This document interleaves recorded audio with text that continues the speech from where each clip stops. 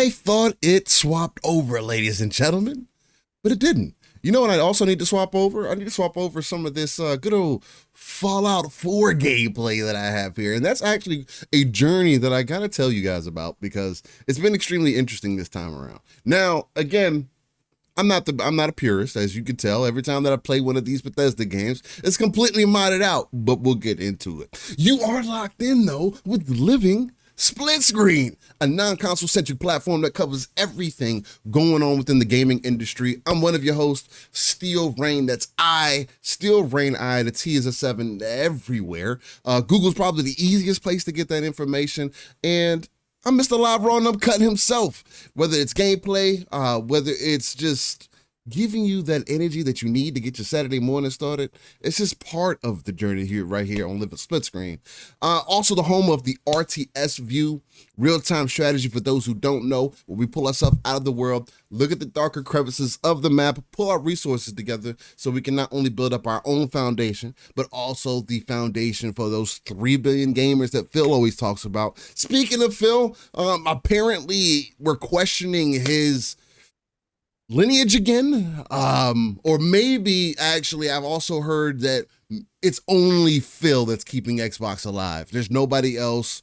None of the other moves that have ever been made up to this point in 2024 are legitimate. It's just Phil. He's the one that's in the room. He's boxing. Satya wants to close Xbox completely down, although Xbox is making more money than Windows? Isn't that correct? Maybe I'm off base. Maybe I'm going crazy. I haven't got my full drink in. Shout out to these guys right here. But I got to pass it off to the uncanny gentleman himself because we have been off for a week. For those who have missed out, especially on the audio side, hey man, real life always comes first. Has some important things come up, maybe some life-changing things that could potentially happen, and you gotta pay attention to those things, right? Bigger places, bigger moves, bigger things. But back to my guy, my brother from another, the one and only uncanny X-Men that is not Cyclops. Speaking of X-Men, I need to actually tune into that show. I haven't watched it yet. I need to set some time aside, but nonetheless, he is the X-Men that is not Cyclops nor Iceman, but he is the one and only Pong. So what's going on, brother man? Yo, attention, ladies and gentlemen. Attention, ladies and gentlemen, all you splitters aboard the Splitter Hype Train. That's right. We are rolling along on an early Saturday morning, but you need to look up at the monitors above your heads and pay attention because the one and only bold Alpha Wolfpack said, we ain't starting out at a Mach 2.0 after a week off. We got time to make up, folks. That's right. A week off. We got to hit some more people. We got to add 2 more cars of new splitters. That's right. The bold Alpha Wolfpack got on the court with the easy 10 dunk to get us rolling at a Mach 3.0 on this lovely Saturday morning. He dropped off a couple bags of coal. We got the furnace burning hot, everybody. That's right. The bold Alpha Wolfpack got us to that Mach 3.0. So make sure you check those 4-point harnesses that we have to make sure that you don't fly out these seats. Tighten them down because we're rolling along early. Choo-choo, motherfuckers. Choo-choo. That's right. And I can't forget the legend, the one and only legendary Yobi. He also showed up with his 7-month membership and just came in with a hashtag peace, love, life. Let's go, everybody. Let's go. Let's go, Yobi. Thank you, brother. Appreciate you so much. Wait, everybody. Wait. I can't get off the mic yet, everybody. That's right. If you've been paying attention to those monitors, you just saw we hit a Mach 4.0. How is that possible, you say, Pong? How is that possible? We just got the 3.0. Well, that's because the one and only Dakado said, I see you, bold Alpha Wolfpack. I see ya, but I got a windmill for you. So he got on the court and got another easy 10 dunk. Let's go. He got the 10 dunk, dropped off a couple more bags of coal. Me and Steel burning up here because the furnace is burning so hot. Mach 4.0. Choo-choo, motherfuckers. Buckle up. We ain't losing nobody this morning. And welcome aboard to the 20 new splitters. Thanks to those 2 fine gentlemen. Thank you so much to start the morning off. You guys are freaking absolutely crazy, keeping us ad-free in 2024. And don't you forget, your goal is always 69 here on the Living Split Screen. That's right. The membership goal is 69. It never moves. I don't care if you give us 200. It's still 69. Let's go. Good morning, everybody. Well, oh, geez, here we go. Legendary Yobi coming on through. He said, well, Mach 4.0 is just, it's okay. It's okay. But after a week off, Legendary Yobi dropping a couple single tickets. Listen to this, a couple single tickets. We got two. Yobi's making it rain. He's doing it in waves. Look at this. Wow, now bold alpha Wolfpack. Okay, y'all you going guys, between the legs now. Come on. Where we go? We just showing off some dribbling here. That's what we're doing here. We got the singles. We got the Legendary Yobi dropping 3 more tickets, and then we got the bold Alpha Wolfpack with another single. That's right. We had to add another car, even though it wasn't 5. That's 4. We don't have room. This is not standing room only, and a Mach 4.5 now, thanks to those bags of coal being dropped off. Mach 4.5. Nobody's standing. We got to get you seated. So we already added another car. So grab those seats, new splitters, and welcome aboard. Choo-choo, motherfuckers. Choo-choo. Oh, man, what a way to start the Saturday morning. Missed y'all. Beautiful. It's beautiful. Missed y'all, Flying man. Crow says sellout stream. What is going on, sir? Crow? What is happening? As you all know, for any of you new listeners out there, anybody catch us in the future, listen, y'all, we do. Oh man, listen, y'all, this is a riff off those people who do griff for the memberships. We just do this as fun. But anyways, hold on, attention, everybody. Attention, that Mach 4.5. Listen, y'all, you probably just felt a surge. Yes, you probably just felt that extra speed kick on in. That's right. You want to know why?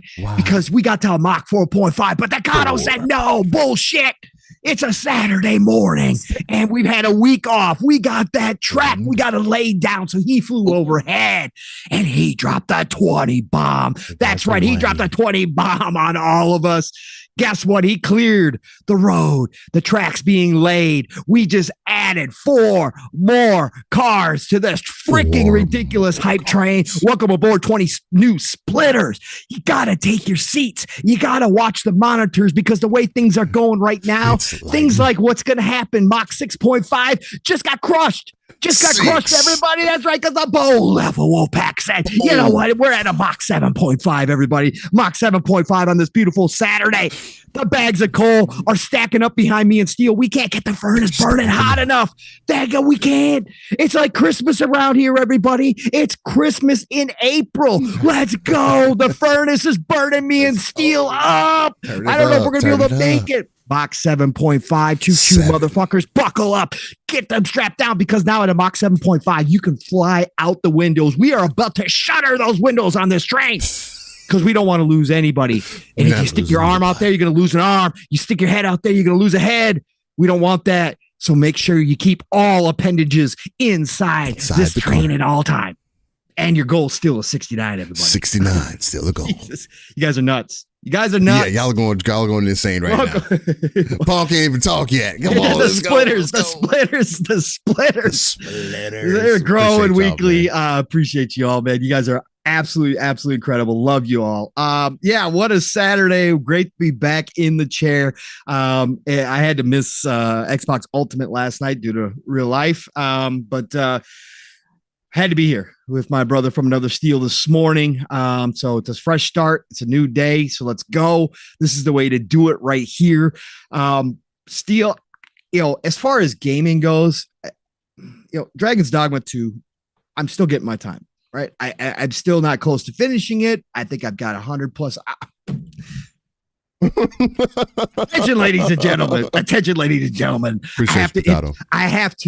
I have to go ahead and interrupt my own intro in talking about some games here because guess what? Again, we don't discriminate between any type of memberships or super chats around here. That's right. The one and only Dakato just came over with a megaton.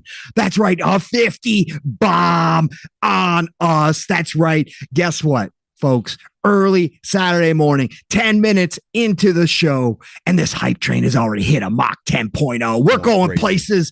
We're going places, folks. We might be going back to the future at this point. We don't know where we're going to wind up, but we know we're coming to a town near you, and we're picking up freaking cars like crazy and new splitters like crazy.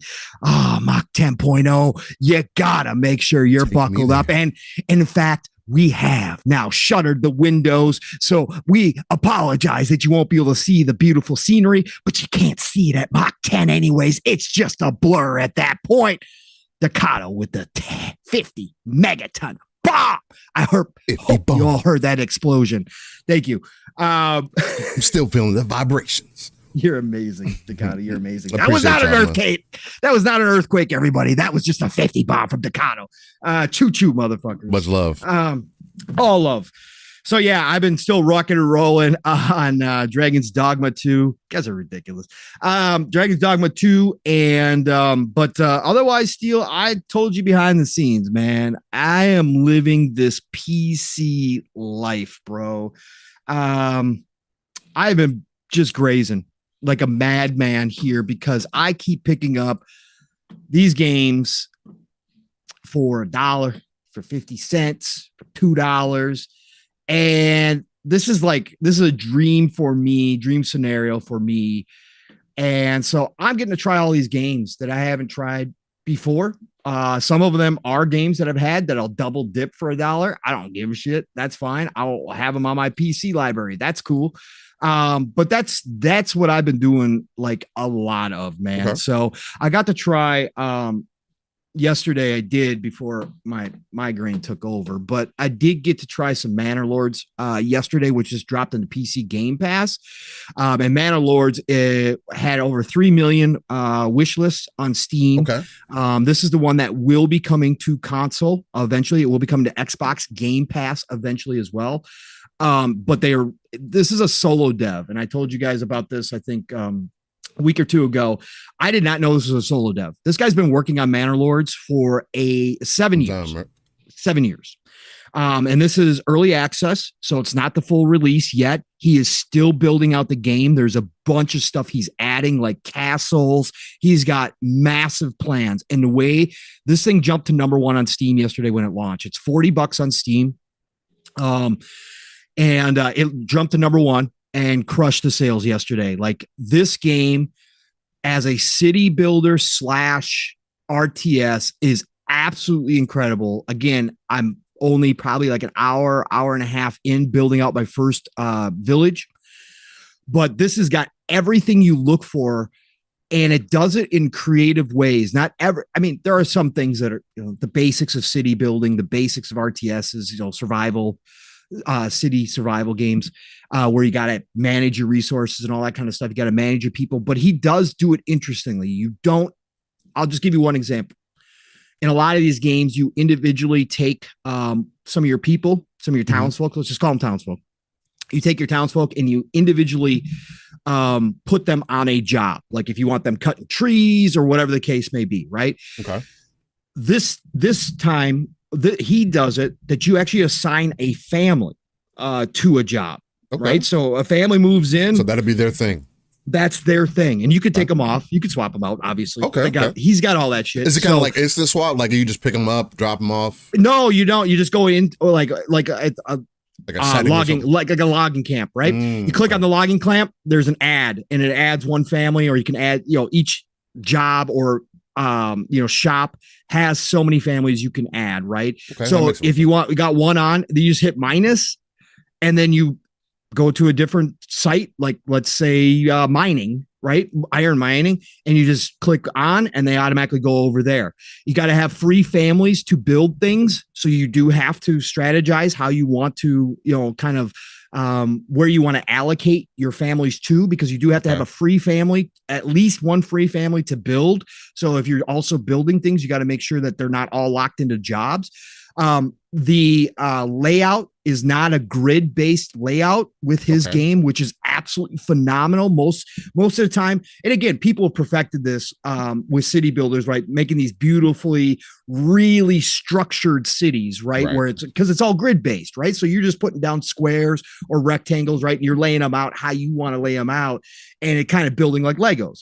Well, in his game, you can actually, when you're building, let's say, a house, you can actually, what you do is you click the points, and you can actually build more than one house at one time, right? But you click 4 points, and you can make that however you want. You can make it like in all different shapes, and it automatically adjusts and will tell you how many houses you will build, but it'll be at weird angles. You can even do like weird angles. Like you can get really cool things. Cause again, back in medieval times, cities weren't necessarily built grid format. That's not how it was. People put up ramshackle shacks everywhere, right? It was like, whatever. So, but this gives it a more natural feeling building as well, because your town doesn't have to, you could still do it perfect. You could make your own square and have it all cute. But this allows you to do that. Roads, the same thing. You can have it auto click the roads so that the roads are kind of formatted, or you can go into a free roam mode and make crazy kind of wiggly roads. Like they don't have to be perfect. So the aesthetic is kind of up to you, and the system is awesome. It works great. The graphics, this game is freaking gorgeous for a city builder steel. I've got it. Obviously, I'm running ultra everything. Obviously, it can handle that, but it's got full seasons, right? The trees turn, the snow comes, it's got full seasons. I also have a day-night cycle on, which is obviously not a true day-night cycle, because obviously speed-wise, you don't sit there for 365 days, right? So it's an artificial day-night cycle, but I put that on.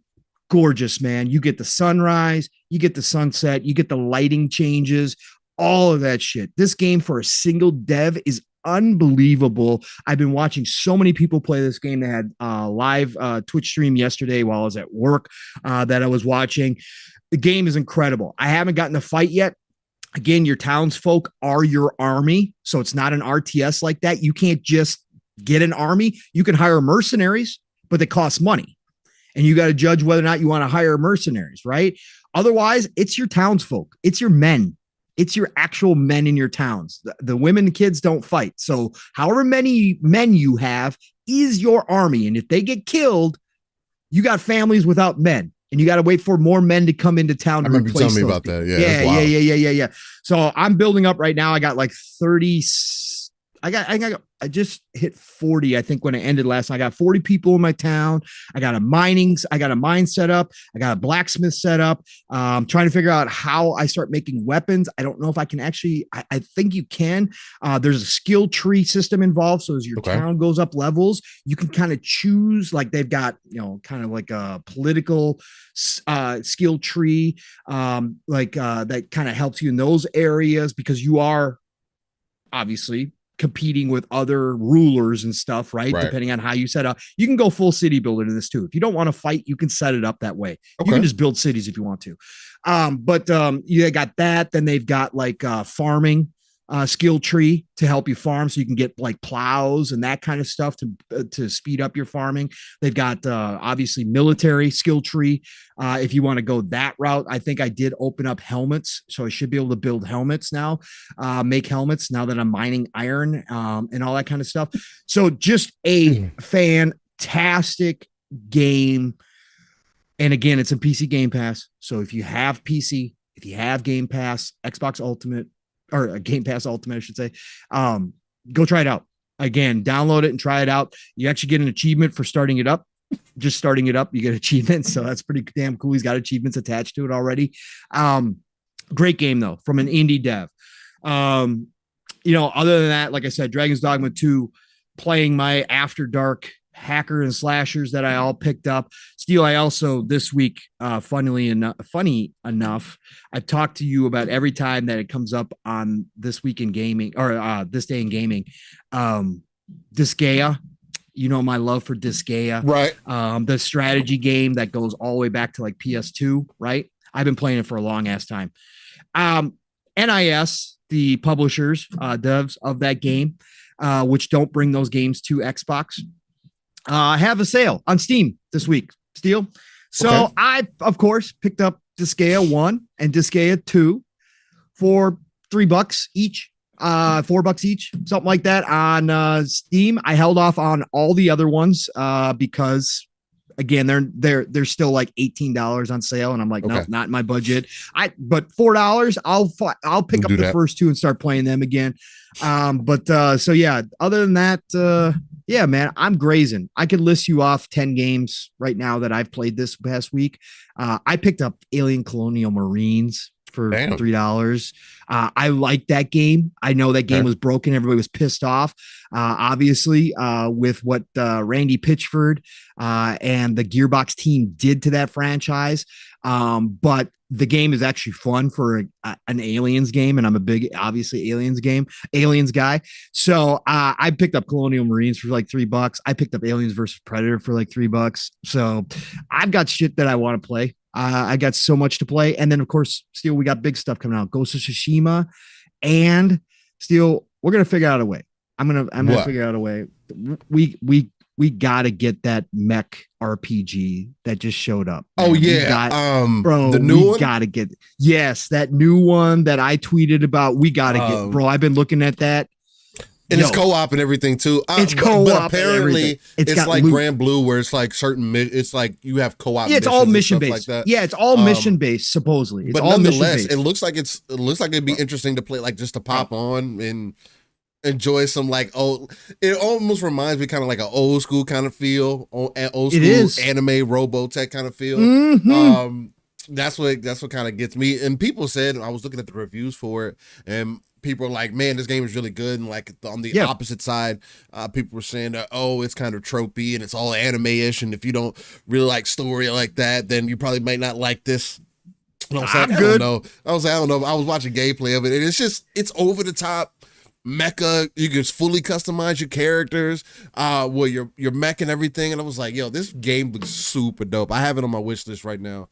It's $40, I think. But yeah, I definitely it's $50 for the base, and then $70 for the deluxe, which does have a ton of outfits and new mechs and shit. It's kind of worth it. Yeah, I can't wait to play that game. Yeah, I'm about to look into that. I'm definitely trying to get into that because that looks. Because that was for anybody who doesn't know what we're talking about. It is what is the exact name? I can pull it up.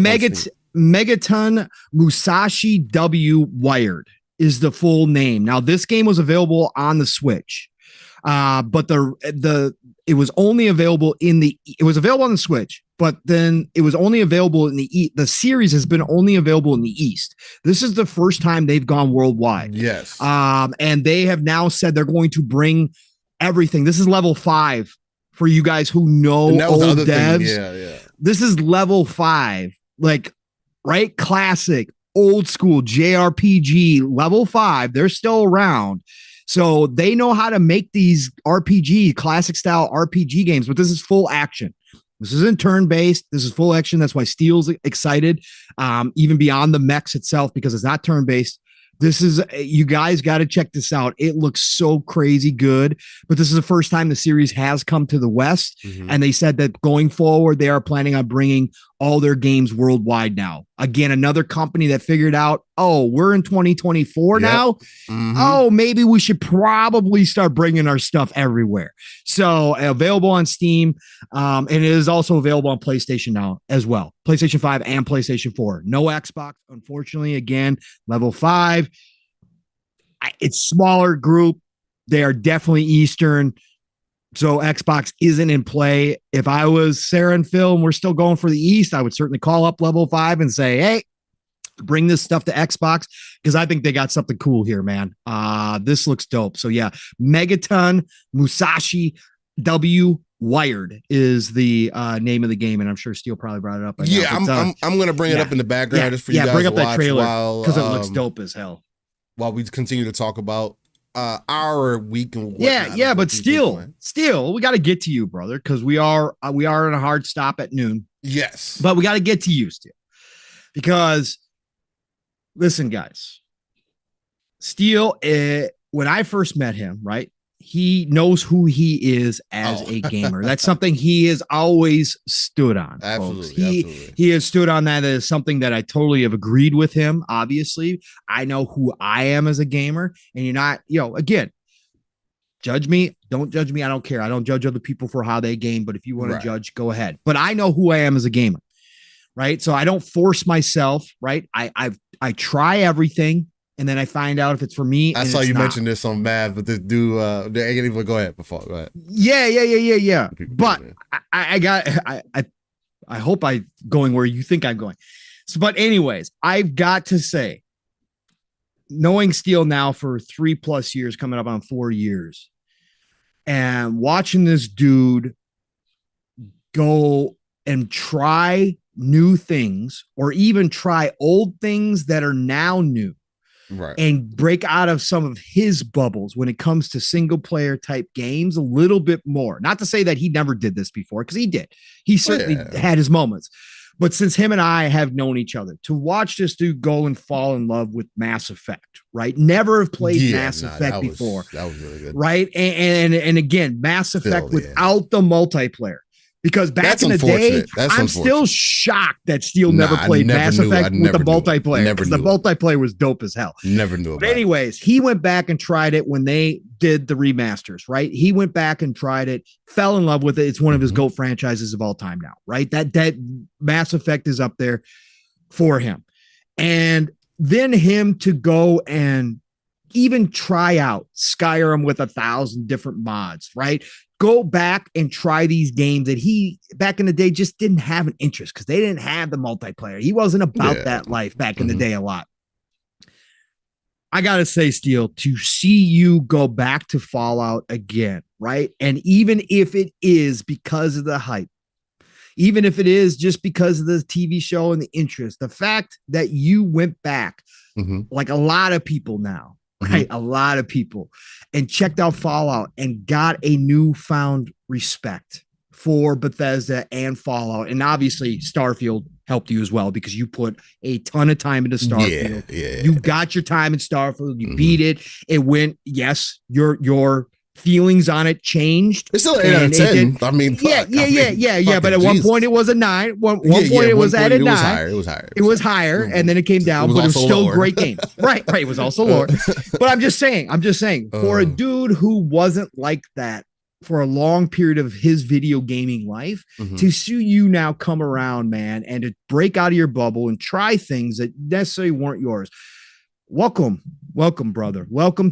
I'm so glad that you have found, even if it isn't to the fandom level that mine is, but the fact that you found the respect for what Bethesda does and what their worlds bring at this point, and not to say that you didn't even have some of that before because you watched your wife play through New Vegas. You got some of that in you, so I'm not taking any of that away, but I'm just saying I love to see it, brother. As a Bethesda super fan, I love to see you, man, jumping in and finding love for these Bethesda titles at this point. I absolutely love it, man. Shout out to you because you've been putting the work in on Fallout. I see you, see your posts, man. It's been great, brother. Talk about it, man. Man. So Fallout 4 has definitely become my new infatuation. I definitely will say because there has been a door opened or two because of other games. I think Skyrim definitely was my first real, because I jumped into Skyrim and stuff like that. Hopefully I said Starfield first. Starfield was the first door. Skyrim was, I had tried it previously and I was like, I tried it at base and it was like, this intro's cool. The dragon comes down, like this is cool and stuff. But then it releases you into the open, and I was just like, there's other games that I would play. I just don't find the interest in it. Same thing with that I found like in The Witcher and stuff like that. Witcher 3 is it's not appealing to me because of how the game kind of presents itself. Maybe it's too open. Maybe it's me as a gamer. Maybe it needs to hold my hand a little bit more. But again, I don't think so, because typically there's a lot of other games that do pull my attention that don't hold my hand really, especially Souls-like games. Where it's like one of the main functions is being punishing. But I think what games like Mass Effect, and I think what really set it off is Mass Effect, because but it's also jaded me, because what Mass Effect has done is It literally has, because now my expectation in games that are like this, or like big open games where it gives you choice or you're able to make choice. Yeah. I need to see it represented in every piece of my game now. Like, so like Starfield, one of my biggest letdowns for Starfield was I was like, man, I'm gonna do all these faction missions because they're gonna have an impact on the story. And then I played the story and I do that. And then I play the story and then it has no impact. I felt like it's completely disconnected and the story was so dry. Like it literally was, oh, go to this temple. Okay, go to this temple. Okay, go to this temple. Okay, go to this temple. Okay, go out in space and meet these people. Oh, okay.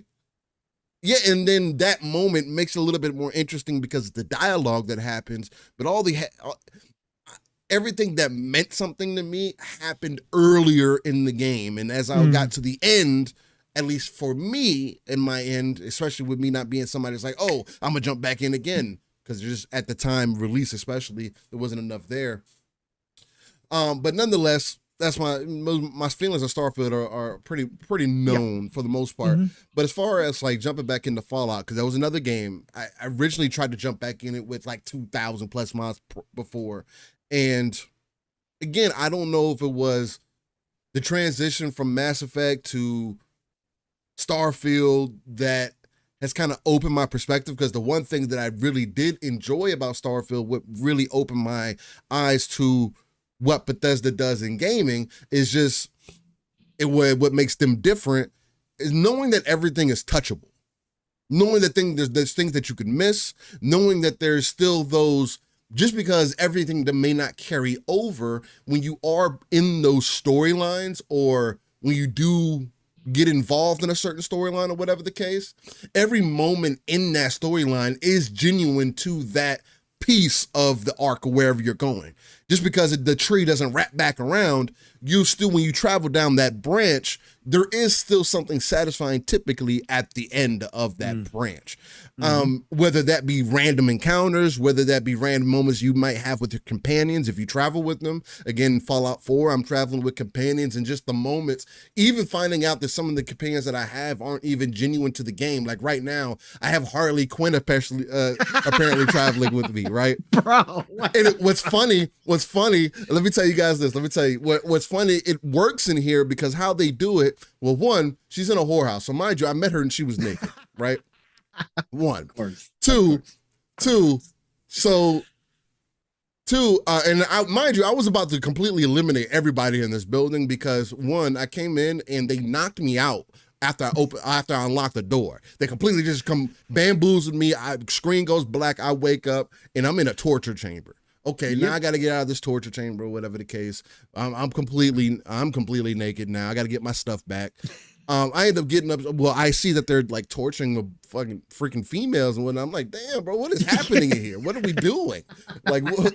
And then come to find out, they're fucking slave traders. They slave trade women, and abuse them like mentally and whatnot. I was like, yeah, I'm about to set this in a blaze. Then all of a sudden, things just take a wild turn because I'm like, all right, well, I still need to do this smartly because I'm still early on in the game. And what is torture? Like they were handcuffed. It was just some flamethrowers. It was just some There were spikes. There was all kinds of crazy things. Hey, anyway, don't kink shame. Yeah. Anyway, so again, I'm about to set everything in blaze. So I back up. This little girl, I get in a conversation with her. She's demented. She's seen too. There's things that this little girl is saying that she's too far gone. I'm almost about to eliminate her too, but there's other things that happen. Anyway. Just out of sympathy. But anyway, so I get this chick named Harley walks up to me and she's like, yo, she has the Harley voice and everything. Yeah. And she's making mannerisms and whatnot. And she's telling me about getting her equipment back because because I asked her, hey, why is your name Harley? Yeah. And she was telling me, well, as a kid, I was abused, this, that, and other thing. And I found I was able to get lost in comic books. I was like, okay. She was like, yeah, so I found this character named Harley Quinn and in the comic books, and I felt like I could really relate to her character. And so I just took on the name Harley and the persona, and this is just who I am now. And So we go on this freaking journey, but she was like, oh, but I need to go get my stuff back because they're in this museum, or in these clothing stores or whatever that are supposed to have them, that used to have them. So we need to go in there because I really want to personify this character. Mind you, I did change her outfit later on. But just the interactions that I had with her leading all the way through me getting those pieces and the depth of the story, even if that was modded in, was extremely interesting and random to me, because who is this person? Just some random person that walked up to me, was like, yo, you want to trade? That's how it started. Hey, you trying to trade? Sure. I mean, yeah, I just got into a dumb fight outside. I just got my power armor needs fusion cells. Like, what's up? What you got? And then it turns into this whole other dialogue because there's just an option to speak additionally to her. And that's not just her, it's other characters within the world too. Like, I got the Nuka world, for an example, which I don't know if that's a mod or whatever that case is either. But even if it is, it was so thought out. You get to it. I end up being the queen of the Raiders or whatever, because I'm playing a female character, because I killed their boss. Lo and behold, everybody hates this dude. But then you find out more about the individual people that are in, like, running this park or whatever. I don't like them. I set everything up ablaze because this one chick said something to me that I don't like, and I felt like it was consistent with everybody else. I'm not trying to be the queen of the Raiders anyway, the king of the Raiders or whatever. I'm just not trying to do that. And just that whole style, it just wasn't for me. So I popped smoke, and everybody, it was big smoke after that. Everybody was ready to shoot me. So that whole interaction was extremely interesting. And then talking with the people afterwards, saying, hey, I appreciate you setting us free. Now we can kind of run the park how we need. It's just moment to moment things, and everything in between being accessible, you touching it, me dealing with weight, me dealing with, oh, I need to give this to my companions so they can carry that for, okay, what are my companions wearing? Oh, I got dog meat. What is my dog wearing? What can my dog do? My dog will run up on enemies and grab them on the arm, and then I can go in the vats and get a headshot in, explosions that the heads make, or the arm piece, or the certain parts of the bodies that you shoot. That shit is super dope, man. And there's not any open world games that I've experienced that do that to that depth, and make you kind of think about your process now. And even now, I got lost in the settlement building, right?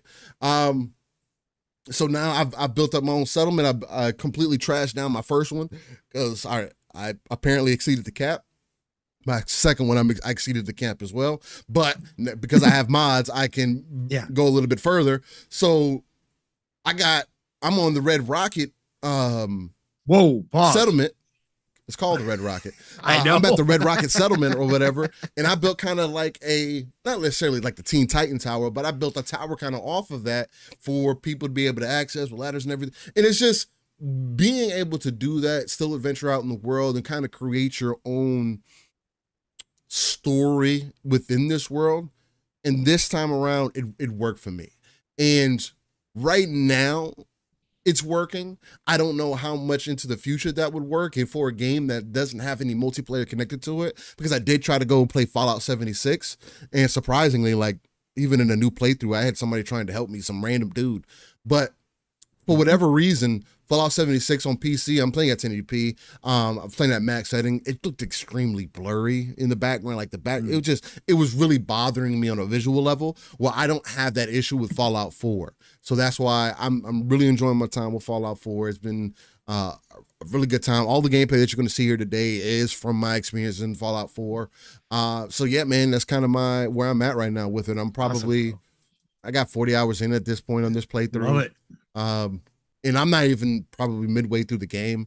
I'm adventuring, figuring out how different things work. When you get radiation, having to take the rat away, and the stim packs and crafting and armor, and just building out your character is what I'm finding really, really dope. And not only that, but the gear that you also get from killing folks, right?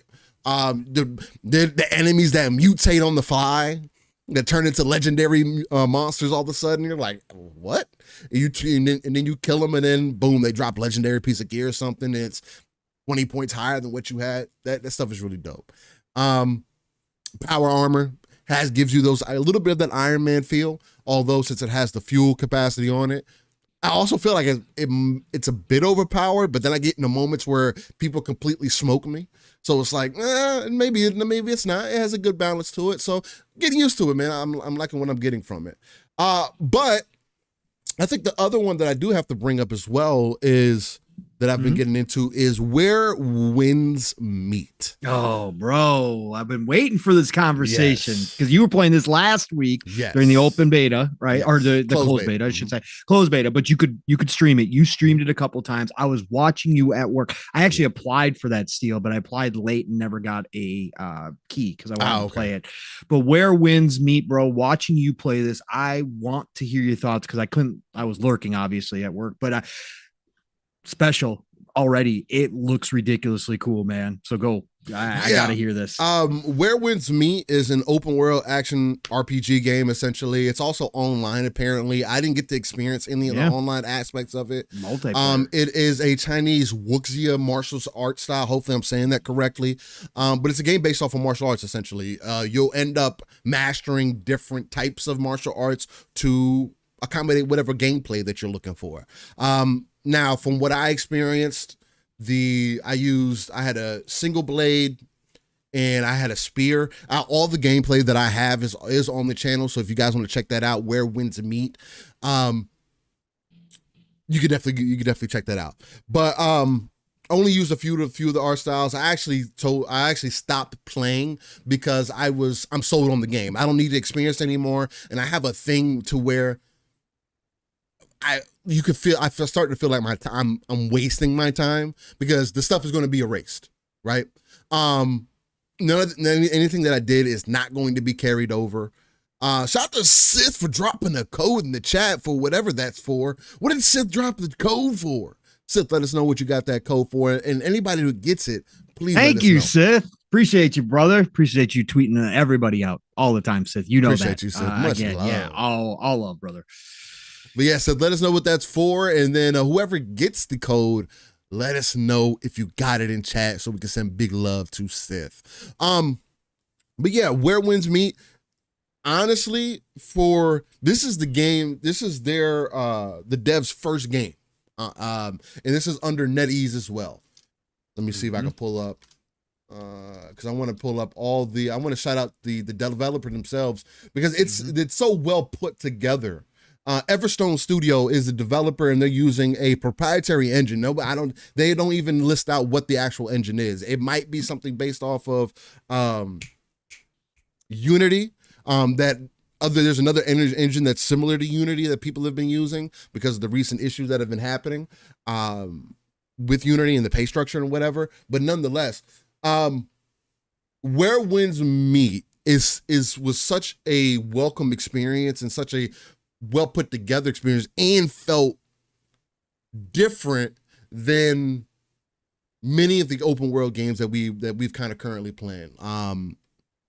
Best way, it's hard to explain it completely because it does pull from many different games. The combat is more action oriented in a Souls style, like in a Souls way, but not completely. That's the thing. I was like, yes. The more I watched you play, I was like, yeah, because I watched you were going through the tutorial still. There's some, and they were having you practice parrying, and I'm like, oh God, please no. But then I saw you get into the game, and I'm like, okay, it's certainly a mechanic they want you to use, but it's not like hardcore like a Souls per se. Like it didn't look that way, at least to me. I was like, okay, this is something I could play. And it has accessibility options as well. I don't know how that's going to transfer to the online play, but one of the accessibility options that it has is that it will kind of like what we've been seeing from Stellar Blade as well, where it'll kind of tell you when to parry, or it'll give you it'll pop up with a button prompt, and at least you can get used to it. I do think that the parrying system is forgivable in the way that Wo Long was, where there is some of that time even without that being there. I found me being pretty consistent in being able to parry, which I typically don't favor. I'll typically favor a dodge over a parry more so than anything else. The iframes and whatnot are more important to me just because of how I like to play.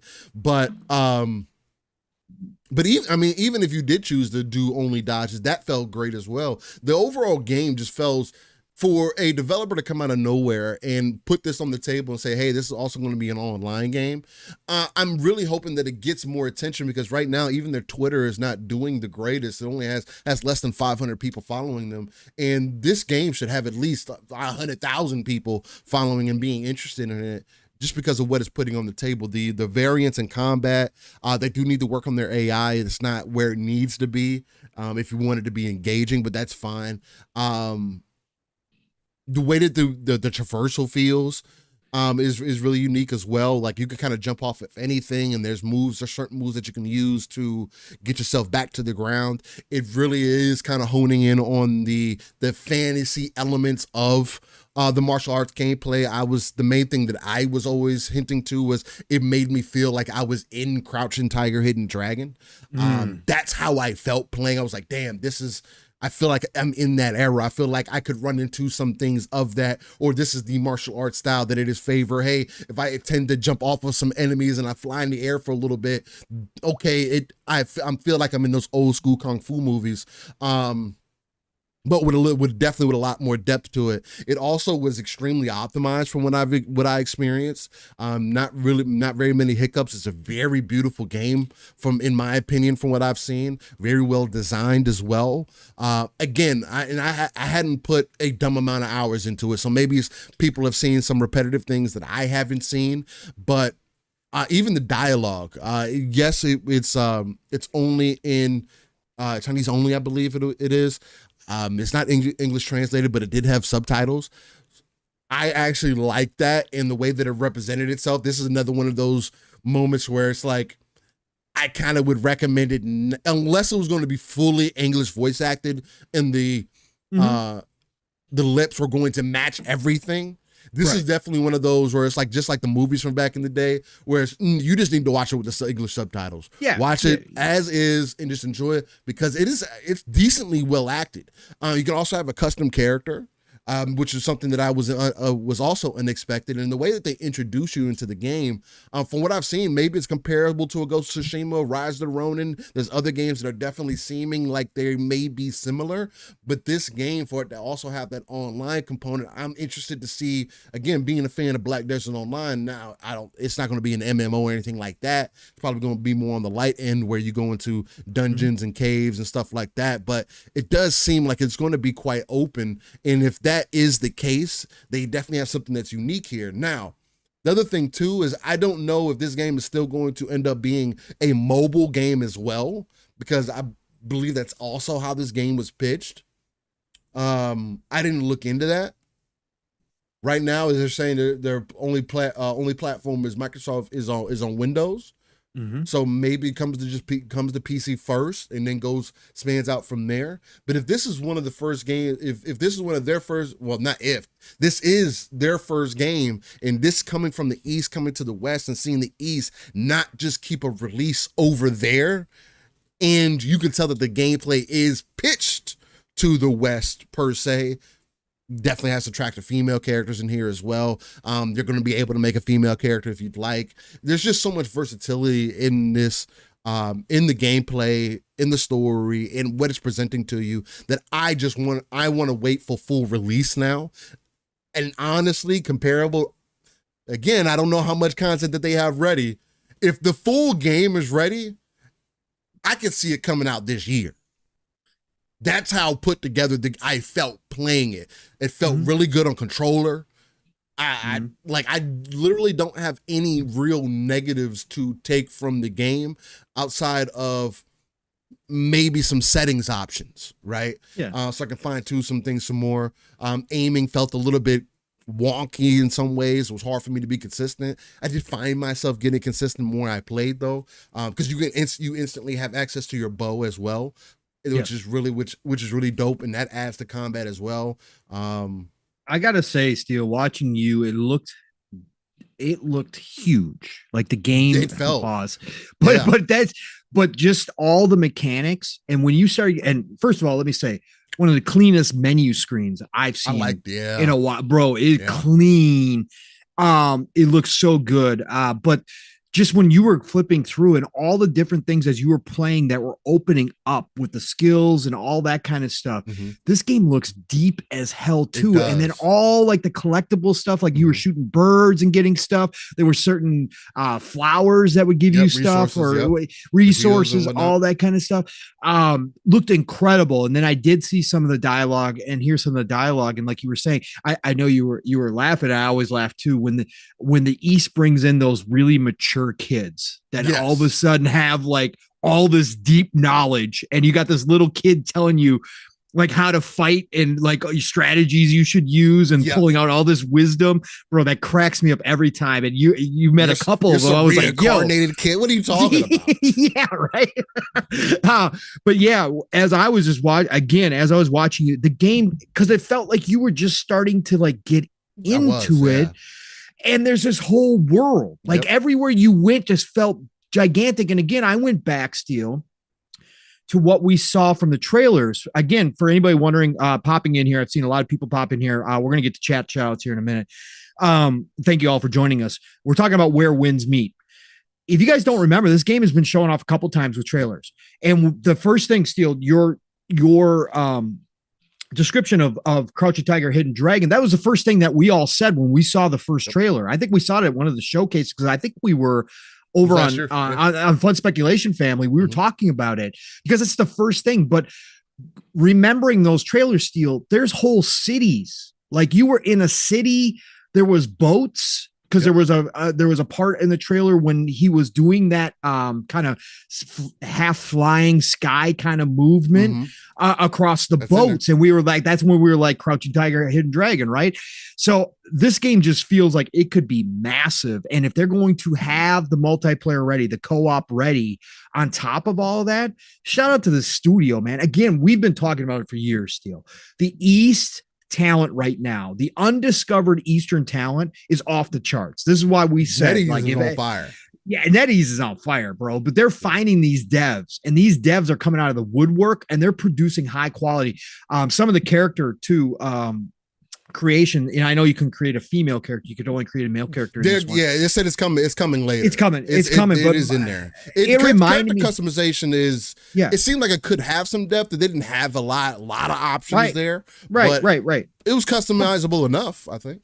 But just the details on the character too, Steel, as you were kind of flipping through, remind me of Naraka. Right, Naraka Blade Point. That's exactly what you can. They're gonna have it to where you can custom upload your face if you want to. Right.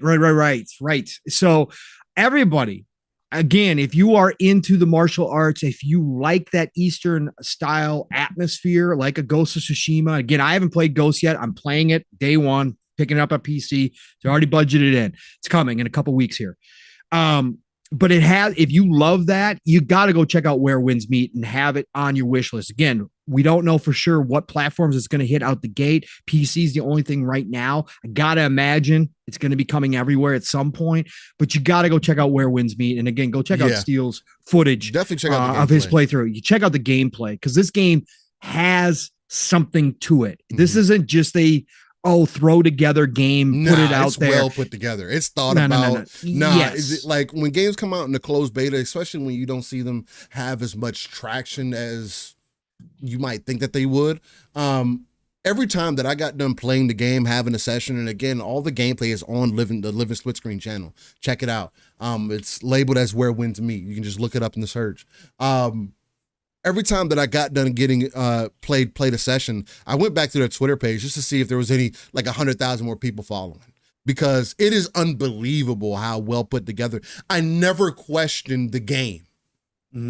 It was well presented, well put together. It didn't overly frustrate me. It didn't not run good. And the thing about this as well is that because Naraka Blade Point had a good relationship with Xbox and it was released in the Game Pass, it is very likely that because of the NetEase relationship, that Where Winds Meet could also be released on Xbox, which would give people the additional Eastern flavor that they're looking for.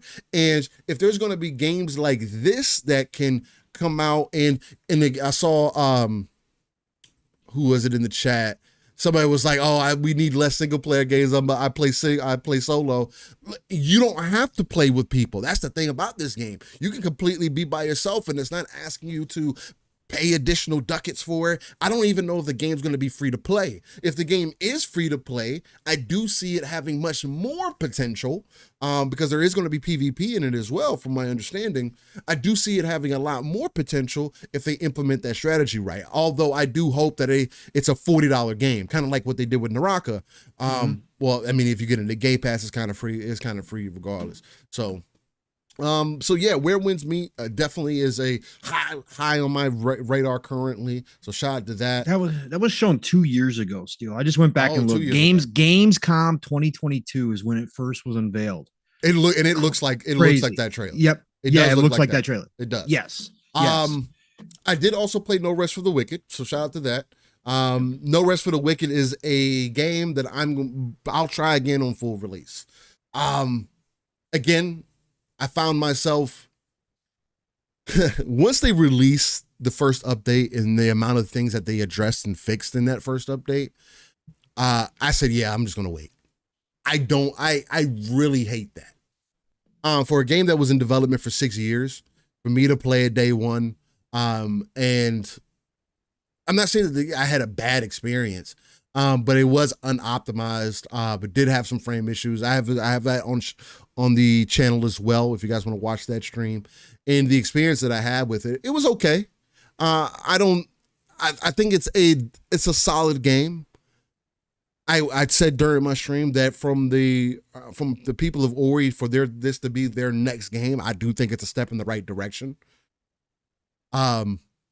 Slackrow says in the chat, the first build of the game was very bad. The weapon degradation needed the patch day one. There was a lot of different things that they added in that day one patch, or it wasn't even a day one patch, but the patch that they implemented, there's a lot of things in there that was fixed. That was just like, wow, okay.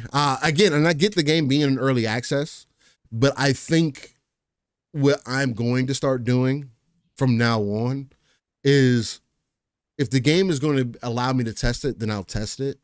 But other than that, I'm not going to get much deeper in there. I have to stick with my ideology of, hey, I'm gonna give it a few hours, see what it gives me, and then go from there, and then move on.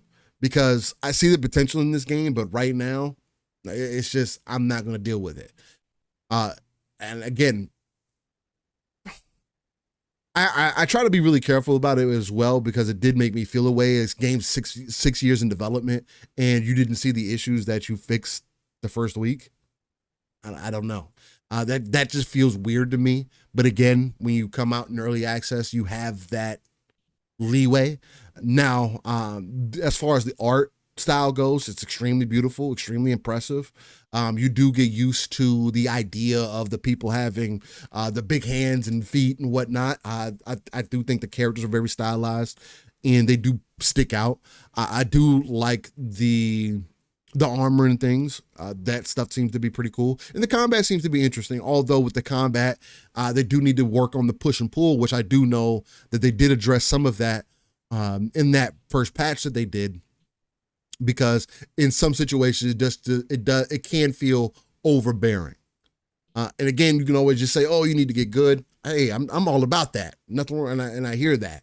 But when at the time when the issue was, oh, you throw your head at the wall and you lose durability, which you then have to repair with gold. If you don't get enough gold, then you can't repair your equipment. So now you're not using anything. Again, if I was having an issue with it, I think that there might be a problem. Because again, there were some bosses that I wanted to just kind of throw myself at and have a time with, because again, I like doing that. If I feel like I can hurt the boss, if I'm doing a good enough damage, I don't mind to going toe-to-toe with this boss, or going toe-to-toe with these enemies, or learning these enemies, how these enemies fight. What I'm not going to enjoy is going through that process and you trying to tell me that I need to randomly go grind some bullshit to get some money. And there's not even enough bullshit for me to grind, or enemies for me to kill because now I don't have the equipment to go fight this shit. So now you want me to go adventure to go find shit, but I need to, in order to protect myself, I need my equipment, which I can't repair because I don't have money. Again, they patched this out. They did address this. But as my day one experience, it told me that I will wait. Maybe I never come back to it. I look, shout out to the squad, shout out to the team, and for giving me the code, or for giving living split screen the code. And look, I said what I said about it in the live streams that I did for it, and how I felt about it, and that the game was represented. It's not a bad game. That's not what I'm saying. But when you're developing games for a certain amount of time and you release it in a certain way, and then that varies that same week or the next week, you're like, oh man, look at all this stuff that we fixed that we somehow didn't realize. Are Ori devs really that great? Do they deserve the credibility that people were giving them if this is the case? You could say that, oh, maybe they just didn't see it. Being a game dev is hard, and I definitely understand that. I'm not expecting everything to be perfect. I set my bar low to hopefully blow it out of the water. But I am the Souls dude. One of the questions that I walked away with was, who are they making this game for? I didn't know if it was for more of a casual player. I didn't know if it was more for the Diablo. It's not for the Diablo player. I'll tell you that right now. No. If you're thinking that. And they were transparent about this deal. So yes, they said it's in their description of the game on their yes. Twitter, and how they describe the game is that it's Souls-like. I think Moon, I think you got to give some credit to, first of all, quality wise, again, there was so much to love. Again, I did wind up, we didn't have a show last week. So I know the week before I had told everybody I was unsure. I was on the fence about whether or not I was going to refund the game. Mm-hmm. I refunded the game ultimately because again, I got Ghost of Tsushima coming up and stuff. And I was just like, I'll wait to see what they do with this game on full release. Maybe I'll rebuy it again once, they've changed things. Maybe it'll become more of a game that I can play. But I got honest with myself, and I'm like, as much as I love so much about No Rest for the Wicked, there are just too many barriers for me personally. And I was just like, I'm not going to do this. I got to be real about this. So I refunded the game, but I do think we got to give Moon credit, right? They are making a different style of game from what they've become known for, which is obviously Ori, right? That Metroidvania, that platformer. So they went way, and I love when devs do this. I love when they challenge themselves. Yeah. And they also had a different vision for an action RPG. Right. And they obviously wanted to make a more hardcore action RPG that does bring in some Souls-like qualities to it to give people a challenge. Maybe some people do like Diablo, but they also like Souls games. And for those people, right, this is the type of game that might attract. And again, we got some in the chat right now. Sly Crow is having a freaking fantastic time. Yeah, and he was Sly Crow. And he felt like me. He felt even worse than I did about it early on, and because of that patch, Sly got turned it around. He's been telling me about it in the background, and I was like, man, that's super fucking dope. But if that was your initial experience to like what I was speaking to, it can turn you off of it. Again, we can give things time, but especially when they're early access. When you have other things to play, when there's other things to play, it kind of turns into, hey, was this really worth my $40 in the chance of somebody refunding it because of that initial experience, right? So. Sure, no, I totally agree with that, Steele. And again, that's knowing who you are as a gamer, and obviously in this day and age, we talk about it. I love that they're doing this early access and they're listening. They're obviously listening to people. They're putting out patches left and right. They're not, this isn't just lip service from Moon Studios. They're trying to build this game around the community, which is fantastic. Just nowadays, you're right, Steele. You do run the risk, right? If you come out with a game and it does have a certain style to it that's not going to appeal necessarily to everybody, you do have a chance that there's going to be a lot of refunds, but you could get those people back as you evolve the game as well. That can happen. Mm-hmm. I just think that Moon Studios quality here is showing through. Like, again, the game itself, as far as everything goes, the graphics, all that kind of stuff. This is a well thought out game. It might not be, an appealing game for me, but this is a well thought out game. They're making the game that they wanted, and now they're allowing the community to, kind of give them feedback, and they're going to adjust on the fly. But I don't think Moon Studios' quality or talent as a dev should be in question just because they went outside their norm and created a different type of game that maybe we really haven't seen before, right? An isometric Souls-like action RPG. I can't tell you how many they are out there, but I think that they've shown that they can do this. Now, ultimately, is this wildly successful? Is this game as successful as like an Ori is? At the end of the day, well, I guess we'll have to wait and see for full release and what people think about it then. But obviously they took a chance. But I like when they do this stuff, man. I like when devs do this stuff. So I do appreciate them for that. I think they're moving in the right direction, which was just like, again, for what it is. I'll be more than welcome to come back later at some point. But the question is, at that point, there may be something much more appealing. But again, let's see if they continue what audience they can pull in. Decado, that is an excellent point. He says Remnant 2 dwarfed it this week, though. Remnant 2 dropped their another concept. We got to go back. We got to go back, bro. I was looking at that. I was like, it might definitely be time. This is the second DLC drop, and it's looking juicy as well. I saw some people playing. A lot of people were having a real good time with it. People were saying this is so creative. They've stepped it up again with this DLC drop. So, people, that's on people's minds right now. Absolutely. Talk about a studio that deserves like a big budget, like to go full. I mean, what they do and how they support their games. Yeah. Remnant 2 is absolutely incredible. And if you haven't jumped into Remnant 2, again, even as somebody who again doesn't necessarily like Souls game, but I had a blast. I even played some of it solo. Yes, I played a lot with Steel and Jasper. Shout out to Lore Master Jasper, who actually is reaching out from the future, folks. He is back online a little bit, not fully. He's not going to be joining shows per se right now, but he is back in the community. He was in our chat earlier. I saw him. Shout out to Lore.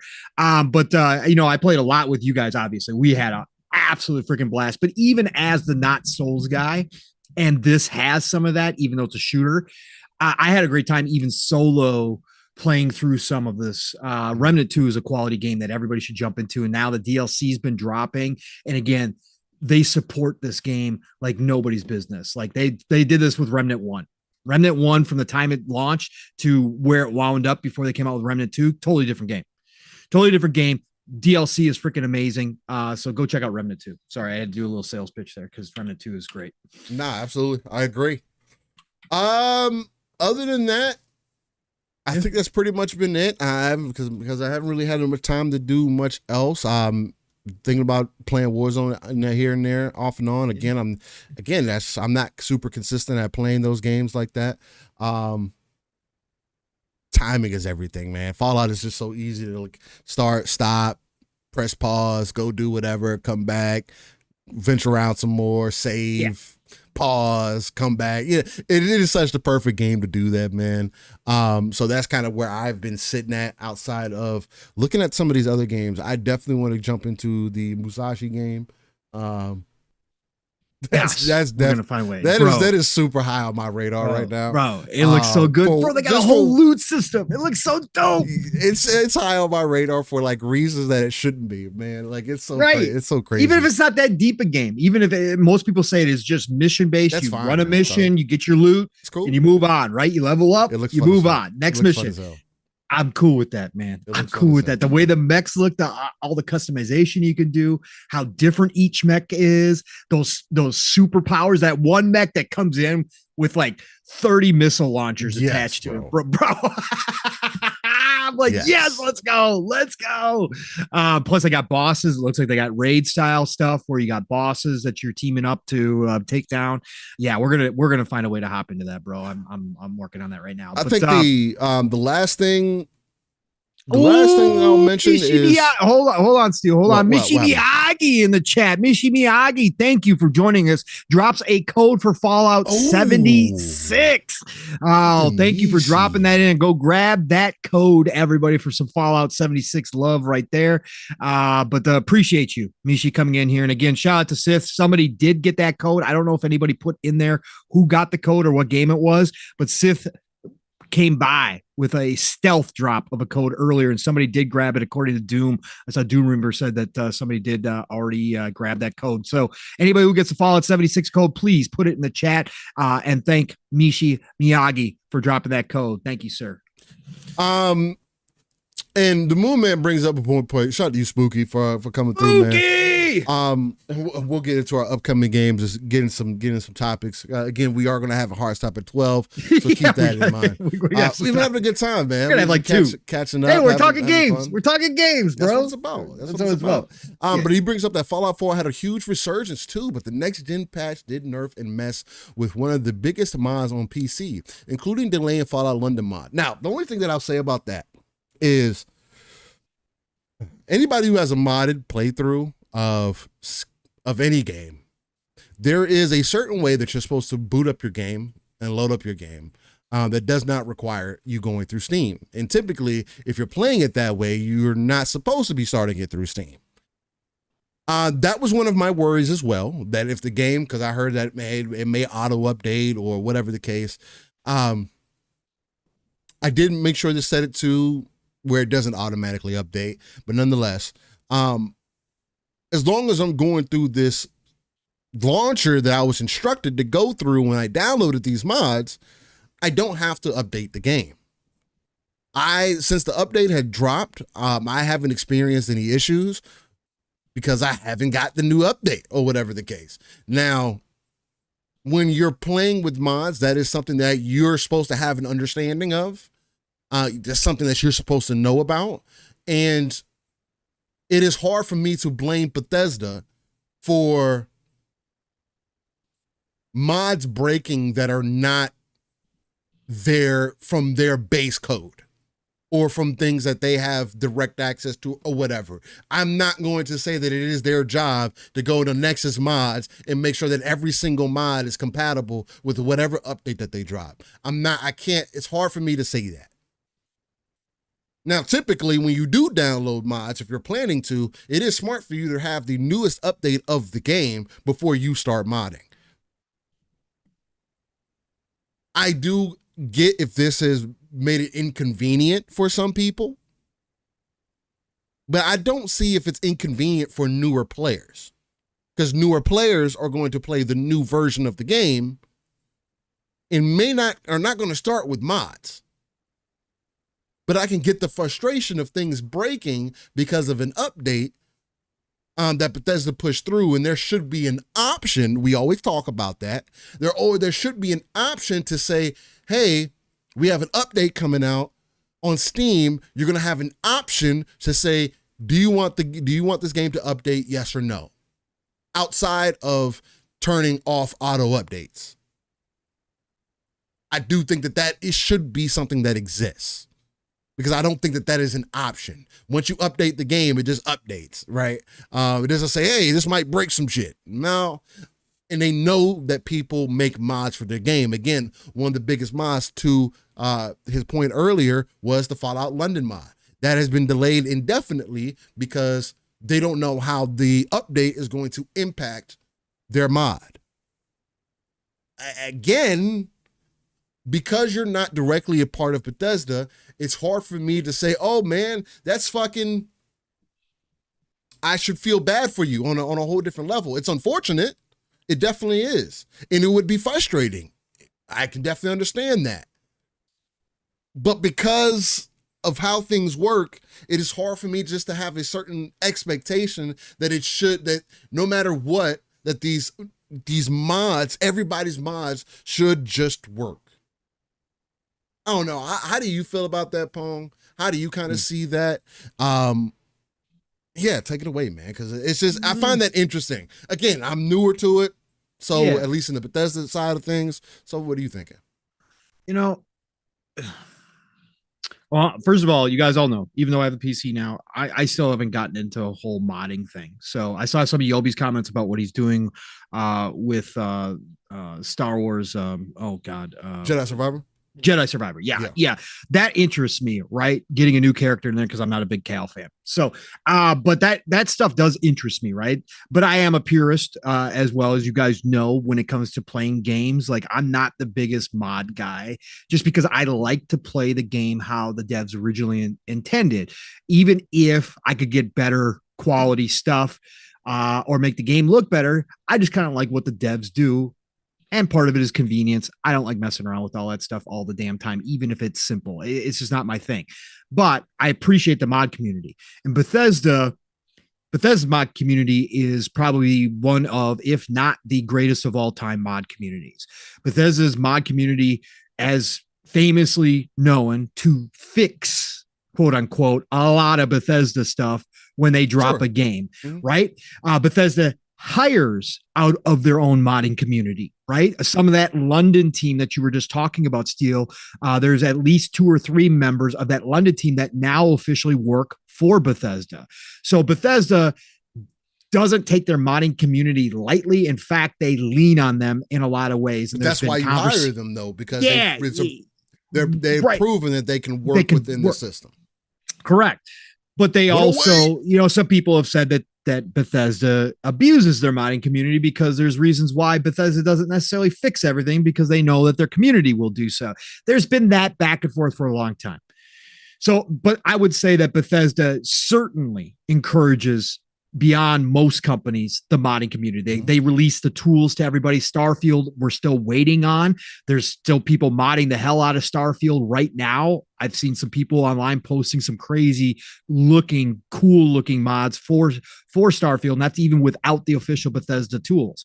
So when that happens, Starfield's even going to get crazier.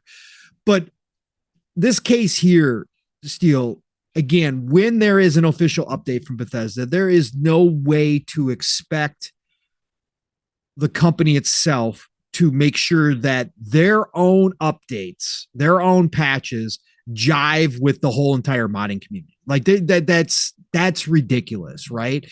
Again, is it frustrating? Can it be upsetting if you are somebody who have modded out the game? Yes, but this has been going on forever with all games. Right. If the developer comes back and patches or updates their game, there is a big chance that the mods will break or cause problems at this point, and the mods that created it have to go back and fix their own to match the current version of that game, right? That's normal, right? Again, we have devs that break their own games all the damn time. Right now, the Fallout 4 patch on Xbox Series X, according to a lot of people, including Digital Foundry, whatever you think about Digital Foundry, they still do analysis, right? Is the quality mode is broken. It defaults to performance. Yes, I do. Okay. I fired it up. It looks freaking fantastic. I fired it up very briefly just to see how it looks. It looks beautiful. But yes, if that's the case, again, Bethesda themselves own much delayed current gen patch is already broken. Okay. Well, so this, again, we know how this goes. The London team specifically, first of all, I was really looking forward to the London expansion on PC. I was actually thinking about downloading Fallout 4 just for the London expansion once it drops, because it looks absolutely incredible. Shout out to that team. They did amazing work. Again, so much so that Bethesda's hired certain members of their team officially. So it looks really cool. I can't wait to see what they've done. But some of the comments they made coming out and saying, oh, they really screwed us over. We were going to drop this on April 23rd, but then Bethesda decided to drop the update on the 25th. And so that really caused us problems. We're really, this is frustrating. You guys had a heads up. You guys knew this update was coming. This update was supposed to be out last year. This wasn't a hidden update. This wasn't a surprise update. This was something that even they knew was eventually going to come from Bethesda. And if all of us, right, could guess that they were going to be dropping this update after they didn't do it last year, and when it didn't happen last year, as we got into late last year, and then we got, obviously knew that the TV show was going to be dropping in the springtime of this year, and all of us on these podcasts were going, Probably makes sense. They're probably holding the update for right around the time that show drops. Mhm. There's no way those London devs could not have guessed that this was going to happen. Right. And again, it wasn't something secret. So I have a little hard time outside of just all the work that they put into it, and that, yes, they're now going to have to go back and rework some stuff and make sure it jives with the current gen patch that Bethesda has dropped officially. I understand that could be frustrating, but you guys as modders within that Bethesda modding community and people who are putting together this massive kind of mod that does all of what it's a whole entire new section to Fallout. Right.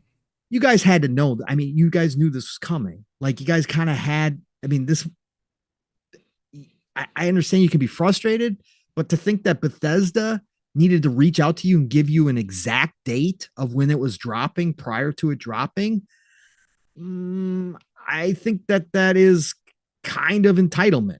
That you're kind of being entitled here. They don't have to tell you guys anything. They appreciate what you guys are doing, sure, but you're not officially part of Bethesda. You guys know who you are. You guys are outside third-party modders, right, that aren't officially tied to Bethesda.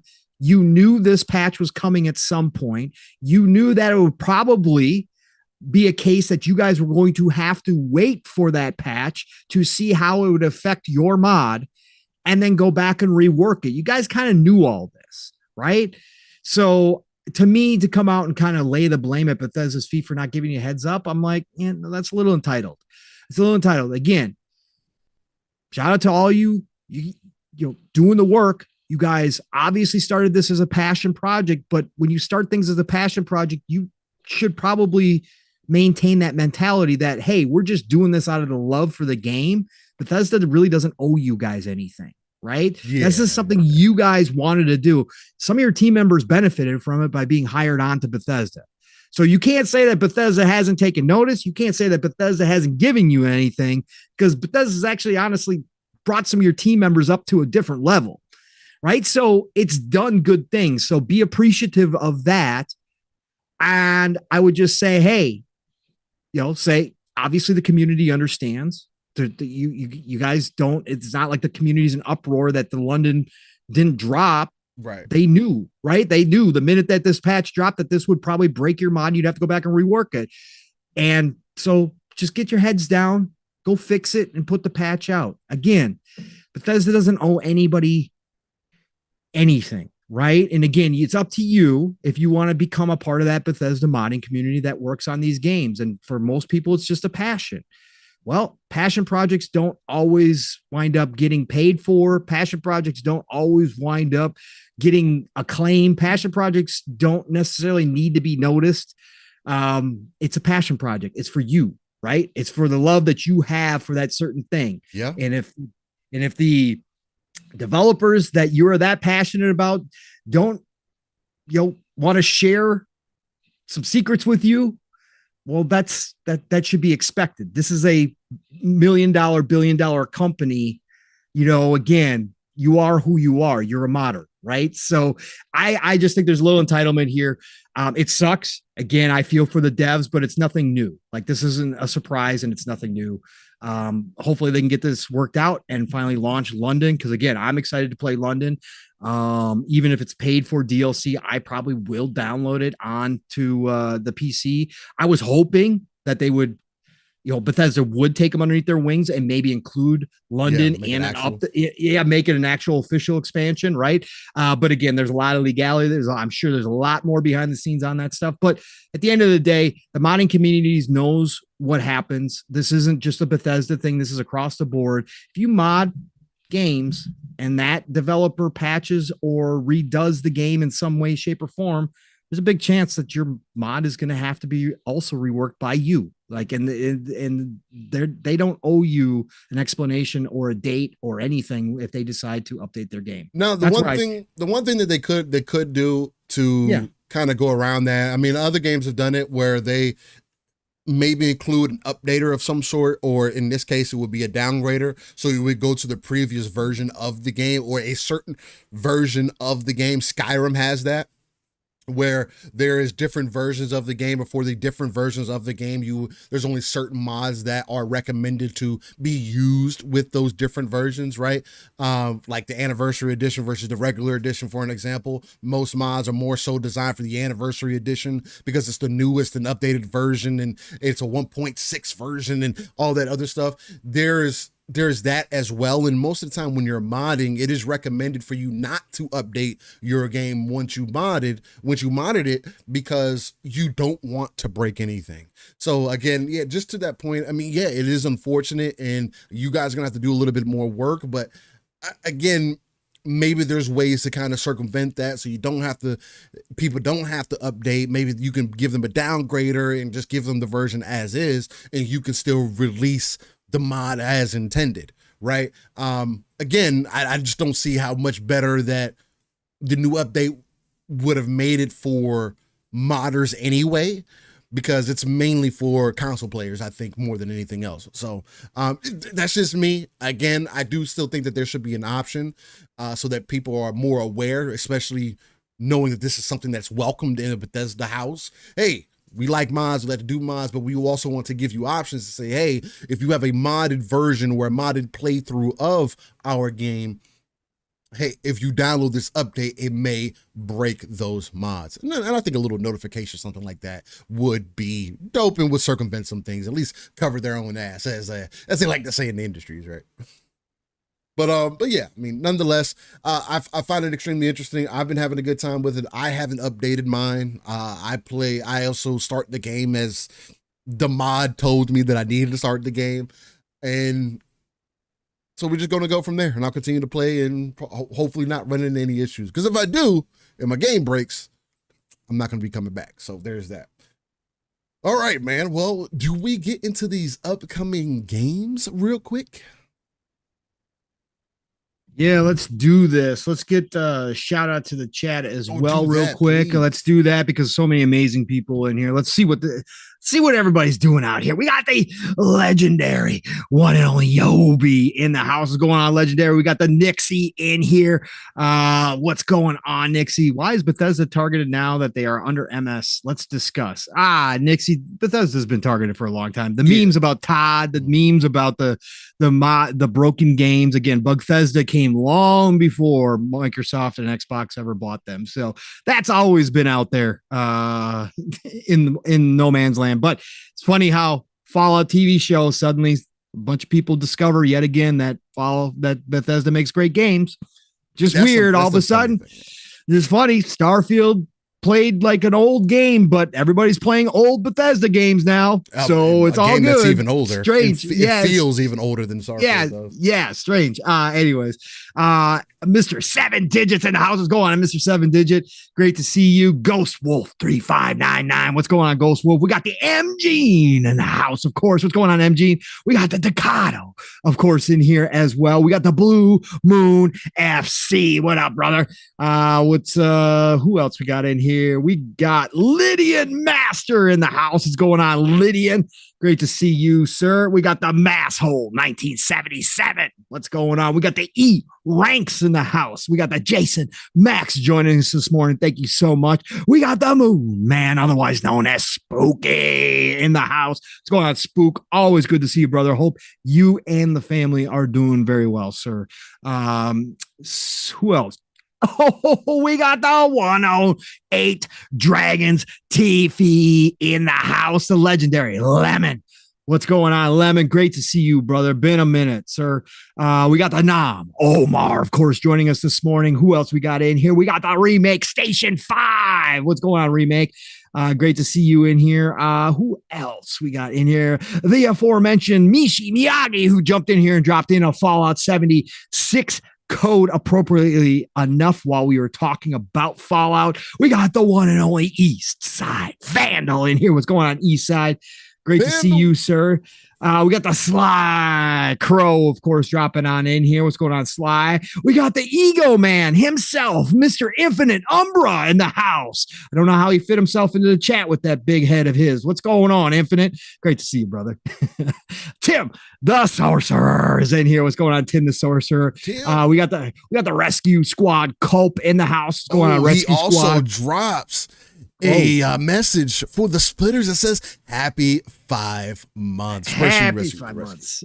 Appreciate you, Rescue Squad, all the time, brother. Thank you. Let's see who else we got in here. We got the Fahim Scott joining us this morning. What's going on, Fahim? Always great to see your name joining us. We got the Bold Alpha Wolf Pack, of course, going on in the chat. Thank you, sir. Appreciate you, brother. We got the Doom Reaper in here. What's going on, Doom? Always good to have you a part of the show, sir. Thank you. We got Oats in the house. What's going on, Oats? Great to see you. Who else? Oh my God, you guys are just dominating the chat. I think I got Jason Max, but Jason Max, thank you for being here, sir. We got the Sith Lord who dropped on by with a code earlier. Thank you, Sith. And again, appreciate you, brother. Mentioned this before, but the Lore Master Jasper's in the house. That's right. He is back from the future somewhat.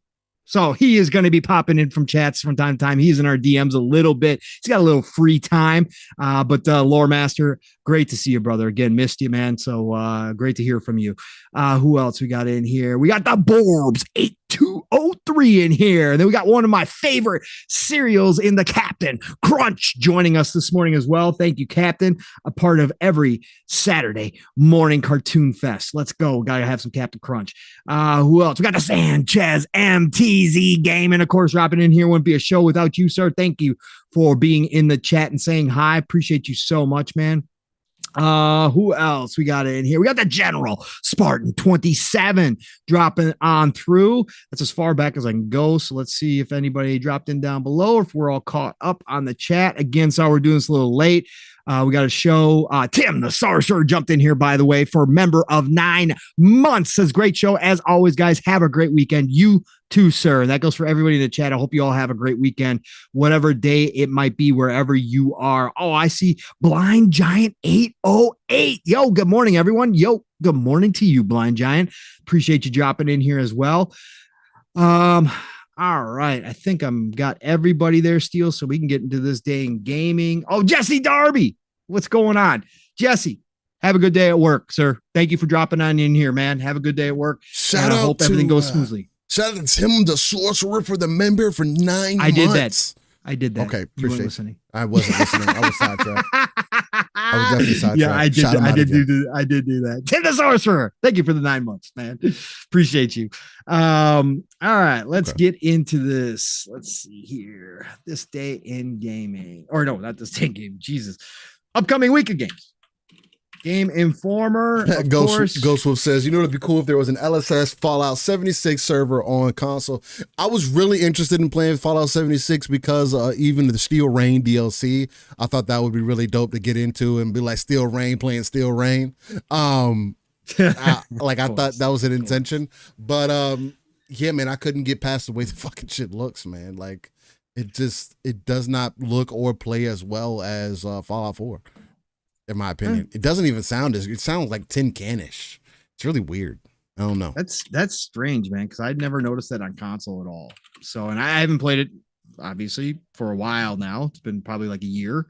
But when I played it, it was fine. I didn't have that issue at all. You didn't know? He's been a member for 9 months for the Splitters, and he says, "Whoa, I didn't realize I had this." Yes, Decado, you got the legendary loot crate, along with M. Gene. Along with Yobi, y'all got the legendary loot crates out here, man. Get that legendary loot, get it back in the crib, put it in your chest, hit that and back out into the field, man. I definitely want to set up some servers and stuff. I may do a server for Power World for in the future, so that might be one that I do end up doing. But it just depends on what's going on. Yeah. All right, so upcoming week of games. Here we go, folks. We are at the end of April. So we're going to start, obviously, with April 29th, the Monday, and then roll into the beginning of May already. My birthday month. Let's go, everybody. Let's go. All right. So this upcoming week we have, let's take a look here. We got Braid Anniversary Edition, which I believe is this another edition of Braid? No way. It is. Really? April 30th. All right. The Braid Anniversary Edition. I play a little Braid. Braid's kind of fun game.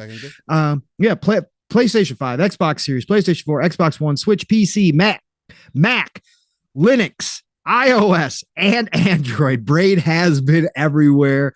A lot of people consider this one of the GOATs of all time. People just keep buying it, man. I know, but people just listen, bro. You've been around this long and you're coming with the Anniversary Edition and you're dropping it on Mac and Linux. Yo, it's solid. There's got to be a fan base. Yeah. So Braid Anniversary Edition this week.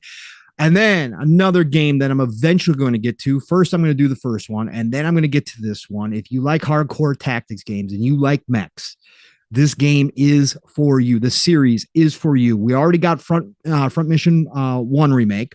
Now we are getting the Front Mission 2 remake. It's still unbelievable that these are actually coming out after all this time. Front Mission is a fantastic tactics, straight up strategy mech game. It can be hardcore for sure. Don't let the graphics fool you. It can get hard. Pause. Front Mission 2 remake, PlayStation 5, Xbox Series, PlayStation 4, Xbox One, Switch, and PC. It was already out on Switch on October of last year, so it's dropping everywhere else. April 30th. So this week for Front Mission 2 remake. Then this week as well, Steel, one of the top pre-orders on the PlayStation Store, Sea of Thieves, is coming to PlayStation 5 April 30th. And yes, it's got some better shadow work than the Xbox edition. Oh, that was going around. Again, it is a little weird. I'm not going to lie. Again, is it a big deal? Ultimately, no, it's not a big deal because nobody's ever going to freaking notice. But the fact that you have a first party title come out on a competing platform and it performs better than on your own platform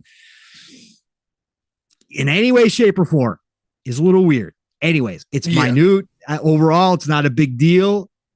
It's optics wise in this day and age, back in the day, and with the casuals, does it matter? No, back in the day, we never would have even known about it. But because we are in 2024, because we have places like Digital Foundry who do this shit. Yeah, I mean, again, nothing wrong with breaking this stuff down. No, but you should make sure that your own first party game is performing at least as good as in every way. Anyways, that's my two takes. We're not going to have a huge discussion about it. It is what it is. But Sea of Thieves, PlayStation 5 this week. So I know there's going to be a lot of people excited in the Sea of Thieves community for a brand new group of noobs jumping in to those PvP servers. It's going to be Raid Central. They're licking their chops. So hoist the black flags, good friends, and have fun. Yeah, have fun. May the 2nd, Endless Ocean Luminous is coming to Switch. Some people are not happy about the changes they made in this game. Really? This was a game that was originally on the Wii, I believe. They opened it up and made it. I'm trying to think of all the different. Anyways, it's just an underwater chill game. You swim around the ocean and look for different fish and different stuff in the ocean, right? That's all you do.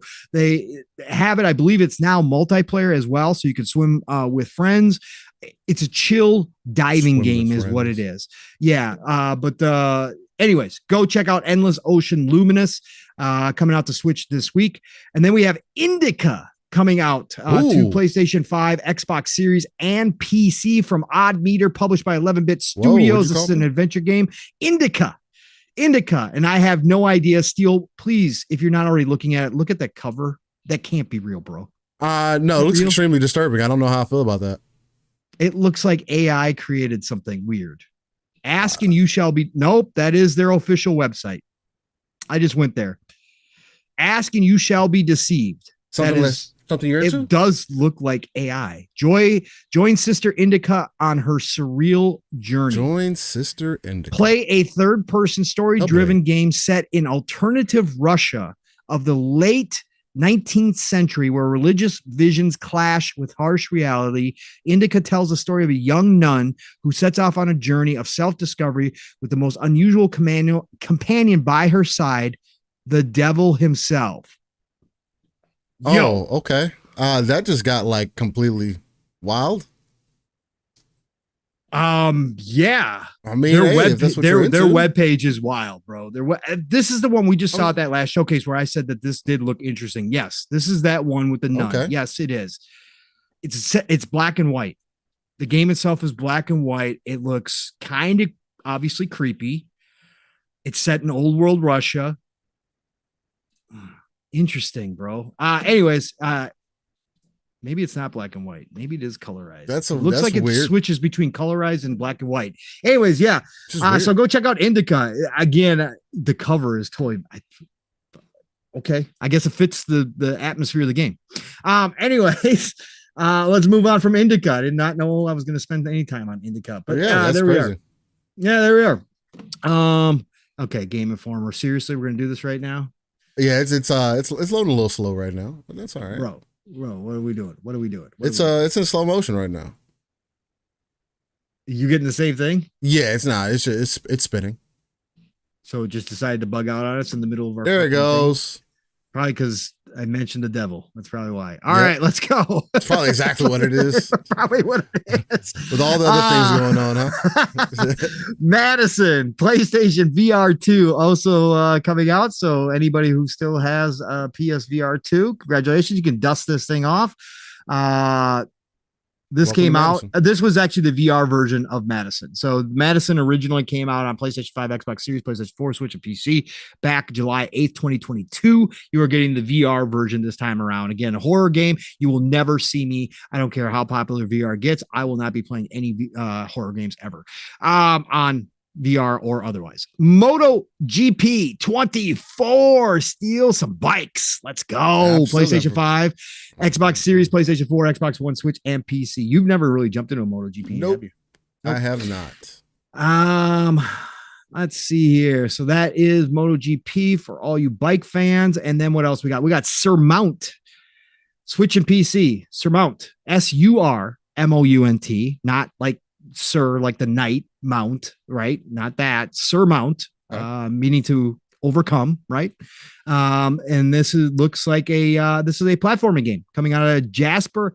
Looks like a Jasper. Yeah. Now these are two indie developers. Looks like two individuals, Jasper Oprel and then Indiana Jonas. Published by Indiana Jonas. Indiana Jonas. Yes. Pop Agenda is the publisher. It's a platforming game coming to Switch and PC. All right. So there you go. Just names caught me off guard. Let's see here. And I think that's it for this week. Yes, that is it for this week. And yes, that is confirmed. That is fire. Right. Nice. Well, ladies and gentlemen, that is your upcoming games segment.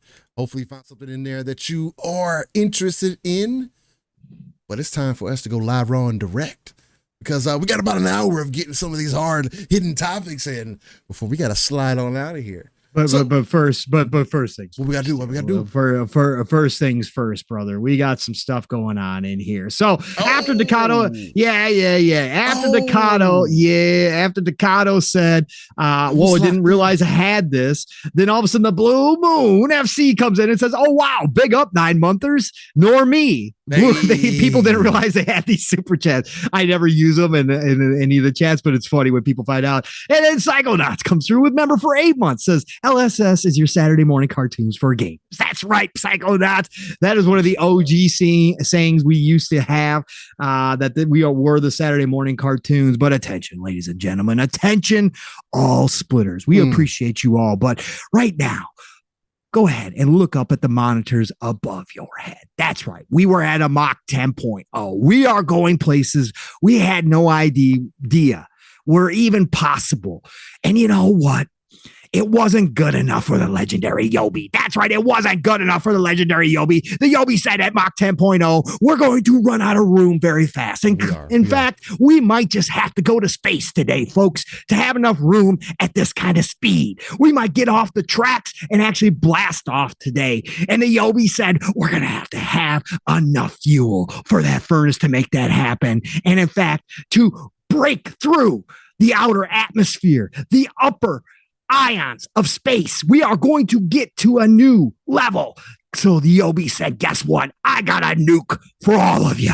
I hope you all did not attempt to open those shuttered windows, because you would have gone blind at the amount, at the brightness of the explosion that Yobi just laid down for all of us. Bang, bang.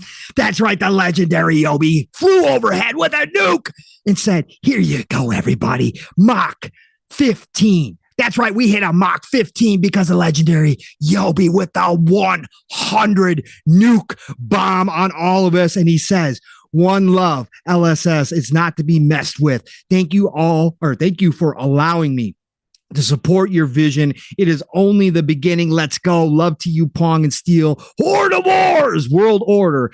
Hashtag peace, love, life. Acknowledge you two as the tribal chief of LSS. Let's go. Yobi.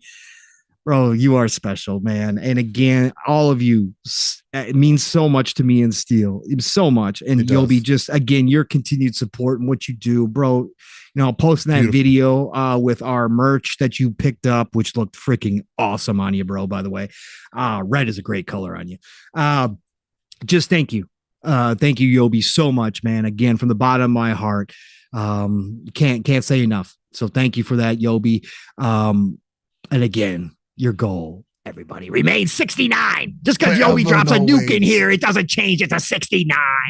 And then after Yobi nuked us into space and got us to unheard of speed at a Mach 15 today. That's right, Mach 15. You won't get that at any other channel, I can guarantee it. Mach 15 for the splitters on this hype train.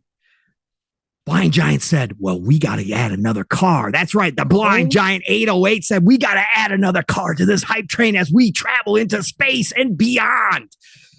So he came on through, got on the court with the easy 5 layup. That's right. A 5-member subscription from the Blind Giant 808. Welcome aboard, new splitters. Take your seats immediately. Get those 4-point harnesses buckled in. And in fact, we are now passing out helmets to everybody. We are passing out spacesuits to everybody because we are now in space, everybody. We're no longer on the tracks. We are off the tracks. That's right. Choo-choo, motherfuckers. Choo-choo. Welcome to orbit. Thank you all for being a part of this show.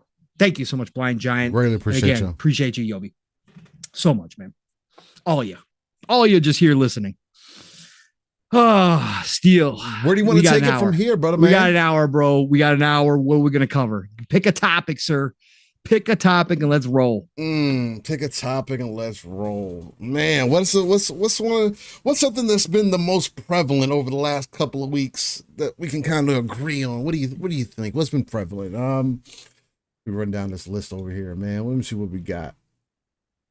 You should probably make sure we hit the well, at least we got to touch on the thumbnail, right? So you fire away, bro.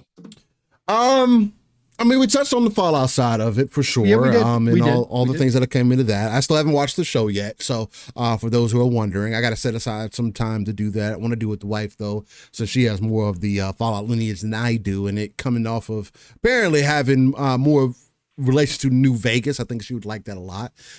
So that's another part of it. Stellar Blade. I think that'd be definitely an interesting conversation to have. It's a multi-level conversation, multi-aspected for sure as well.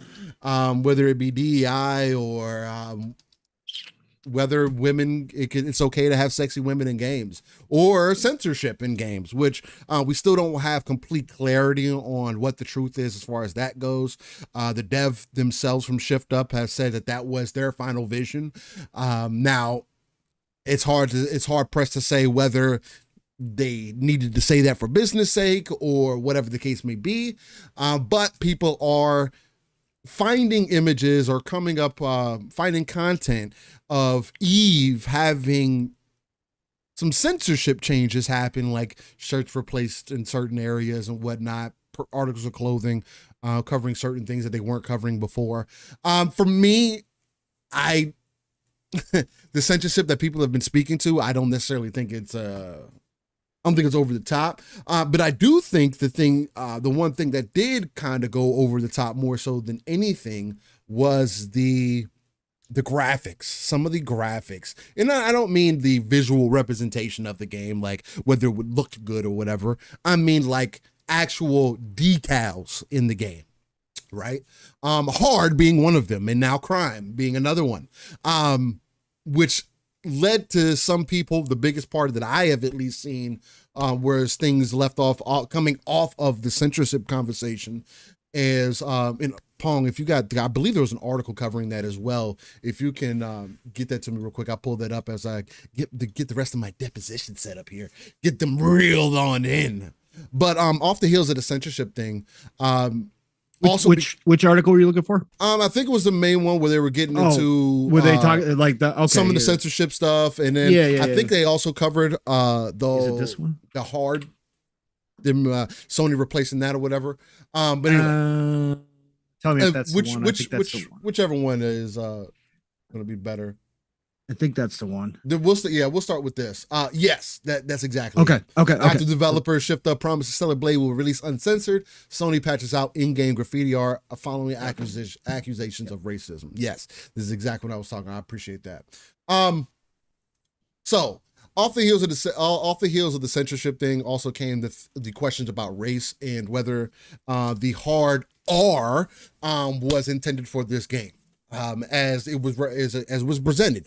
Now, there has been also conversation of, hey, this is why you do have consultants come in and look at your game just to make sure that there isn't things that are being offensive, because again, when you're delivering a product in a certain region, if you were an indie, that might be a little bit different. There's definitely more leeway there, but as PlayStation, there is a conversation that you could have to where, hey, somebody in PlayStation, as you were releasing this global, you maybe want to comb through it just to see if there's anything in there that people could take as whatever.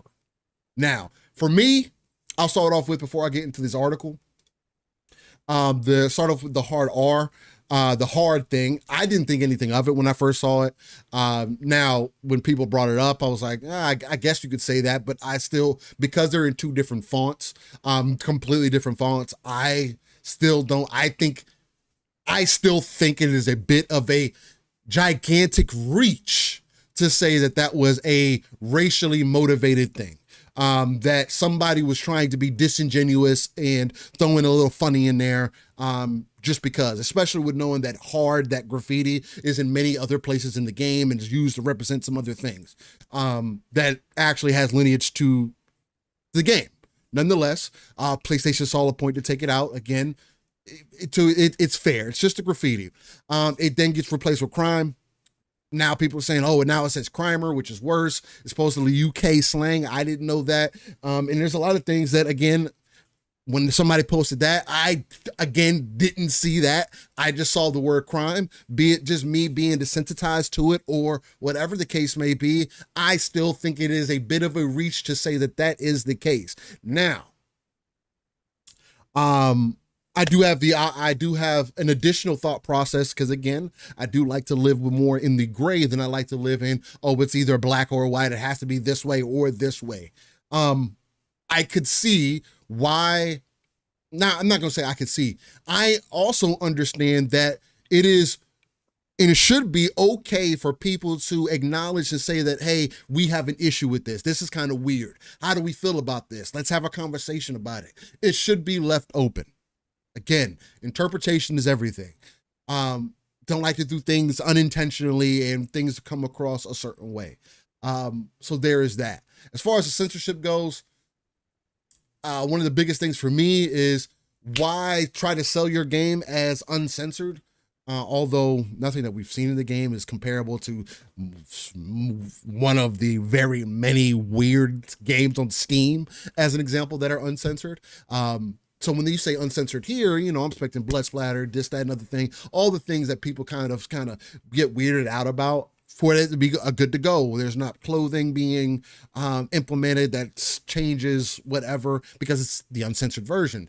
And when you sell it as such, and you've also been in interviews stating that, hey, this is our vision, this is what we want to create, and then it comes out and things are kind of contradictory to each other, it can't come across as weird. But as I do with other developers, I have to take your words at face value and say that, oh, well, if you're telling me that this was your final vision, I have to take your word for it and believe what you tell me, because I can sit here and speculate and do all these other things, but there's just no telling.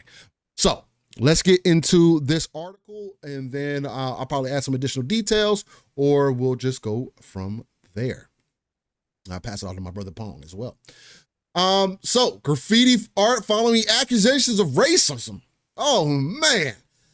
It goes into additionally saying, let me actually change the window that this is in. Excuse me. Make sure it's in Chrome. Excellent.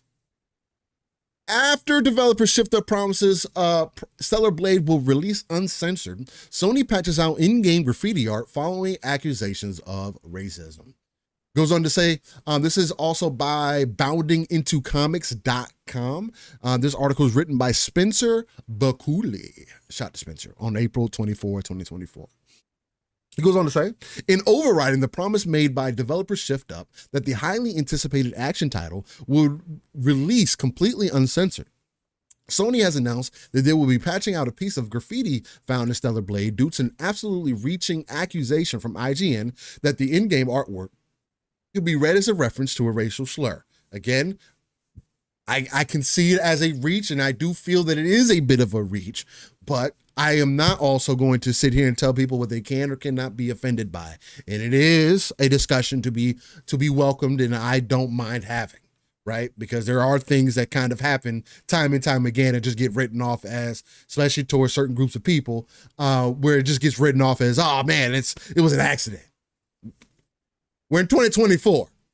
Sony, you got too many ways for certain accidents not to happen, right? Again, it is what it is.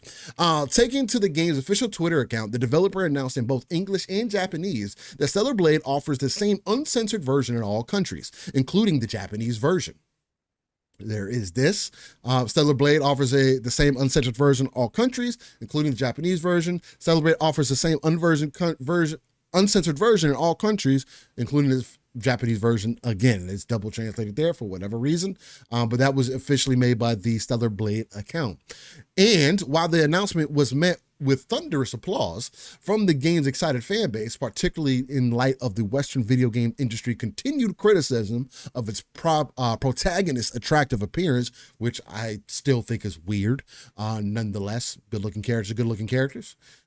It would take only a single complaint from IGN for the game publisher Sony, from the game's publisher Sony, to render the guarantee null and void. I don't think that was just that, but nonetheless. During the review of the game, the video and the game news outlet found themselves clutching their pearls at the placement of a large graffiti piece reading hard next to a glowing neon R sign. The latter object denoting, a nearby meetup location for one of the game's NPCs, Roxanne, which they believe was a reference to the hard R version. The term referring to the dictionary spelling of the word as opposed to the colloquial version ending in A of the word N-word racial slur. Now, nobody needed you to try to break this down for anybody. No,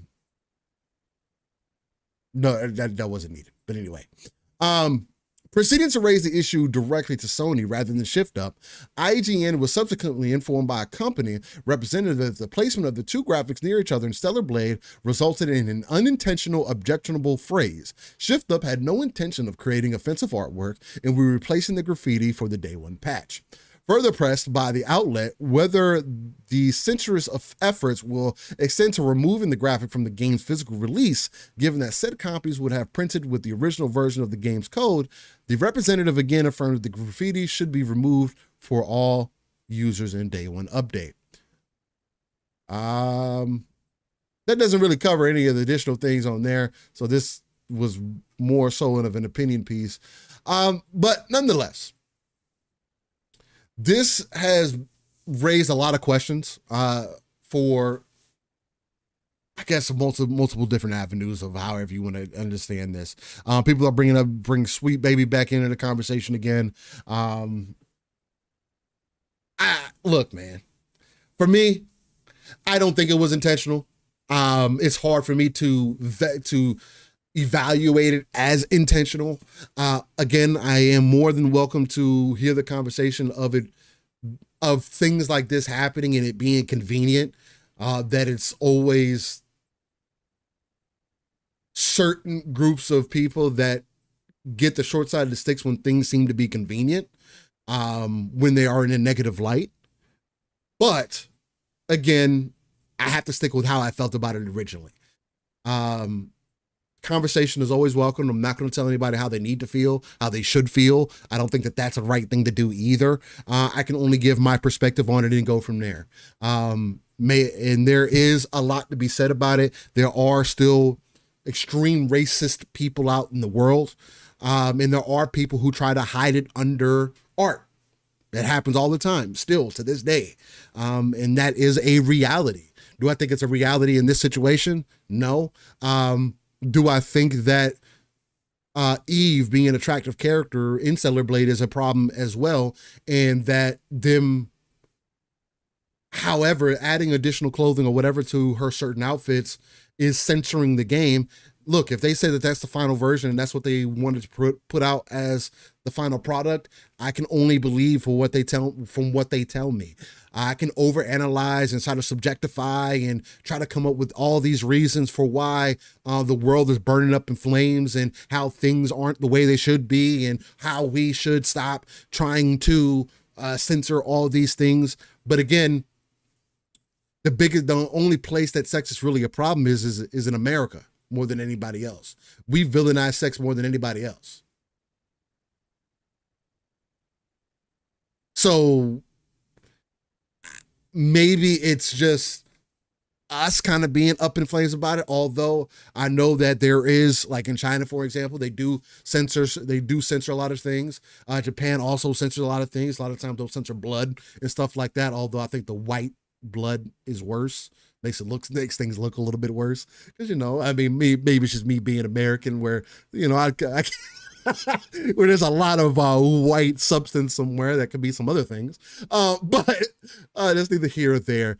Pong, I mean, how do you feel about the overall conversation from what you've seen, whether it be the censorship of it? Again, there's other games on Steam that you can find that are 1,000 times worse than Stellar Blade will ever be. Oni Chanbara is so much worse than Stellar Blade will ever be. Especially straight up, the girls are in bikinis, like from the very beginning of the game. That's so much. Eve has a skin tight suit on. I think that's better than the bikini. Maybe that's just me. But again, I think you can visualize sexuality in so many different ways. I don't think it sends me up in flames. Maybe it's because I love women. I've been around enough women. I don't have those problems.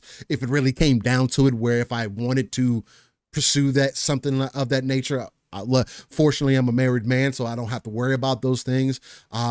We have a solid relationship, so it's like, maybe it's just me. And I know other people try to find their off moments in characters and whatnot. But did you see the hard R, the crimer, and how do you feel about that side of it, as well as the seeming censorship of Stellar Blade now that we have it on full release? I don't know if I'm allowed to have an opinion about some of this stuff. Well, more so people, like, how would you see it? Listen. How you feel. You can still say how you feel. This is why you won't see me engage on this on X. I'm more so disappointed in the community, but again, it just highlights something that I've been saying for a very long time. This is the problem with society nowadays. It's good versus evil. There is no discourse. There is no conversation. I saw some people legitimately trying to have conversations. I saw, shout out to Ham Solo. Yeah, he had a full podcast with an actual For sure. Open conversation about it. The problem being is it always, or a lot of times, not always, but a lot of the times nowadays, it just devolves into you're evil, you're an ist, whatever you want to come up with. It turns into that instantaneously if you don't agree. And there's so much more nuance to this that is lost. And again, I saw it. I saw people honestly not trying to, gaslight anybody, just trying to say their opinion, and instantaneously it was attack mode for a lot of people. And I just, you guys know my feeling on censorship. None. Okay. Let the consumer, let the audience decide whether or not it's worthy. Let the audience decide whether or not it's appropriate. I'm not for censorship. I'm not for forced anything at all, in any way, shape, or form. I think that society itself, yes, there will always be awful people. There will always be bad intentioned people on all sides, that will try to do things, that obviously will be offensive to people. But society as a whole will stand up and say that this is not right. And the majority will decide. And we've moved beyond a lot of stuff these days. And unfortunately, again, I'm not going to get into it. It's a whole nother podcast, whole nother rabbit hole. But this is what the puppet masters ultimately want, is this division, even down to this level of video games. They want the division. They want these conversations to have. They want people to say everybody who doesn't agree is just an ist of some form, or whatever the case may be. I hate it. I hate all of it. I think it's the worst part. This highlights it here. And again, the conversations happening in this community, not the positive ones, not the open and honest discussion, but the ones that were just cut and dry, good versus evil. That highlights exactly what I'm talking about here. And it happened in the community. It happened amongst people who have been on podcasts together, who have had conversations together before. So for me, when I saw it, that stuff doesn't register with me. Like, that's not what I when I first saw it, outside of the fact that it was being highlighted in that way, when I saw it, like you, Steele, I'm like, okay, if I wasn't in this community, and again, this idea that everybody knows every single slang word out there and meaning behind this stuff is crazy to me. No, Steele, listen. I'm just going to give you my perspective, right? From where I come from. If I was not a part of this community, right? If I was not engaged in current conversations, right, and around younger people, I would not know the hard R was a thing. Ever. There is nobody that I engage with on a regular basis in real life that has ever brought that up in any way, shape, or form. I would have no idea what that meant. And that's the truth. Okay. It's more of a Southern thing than right.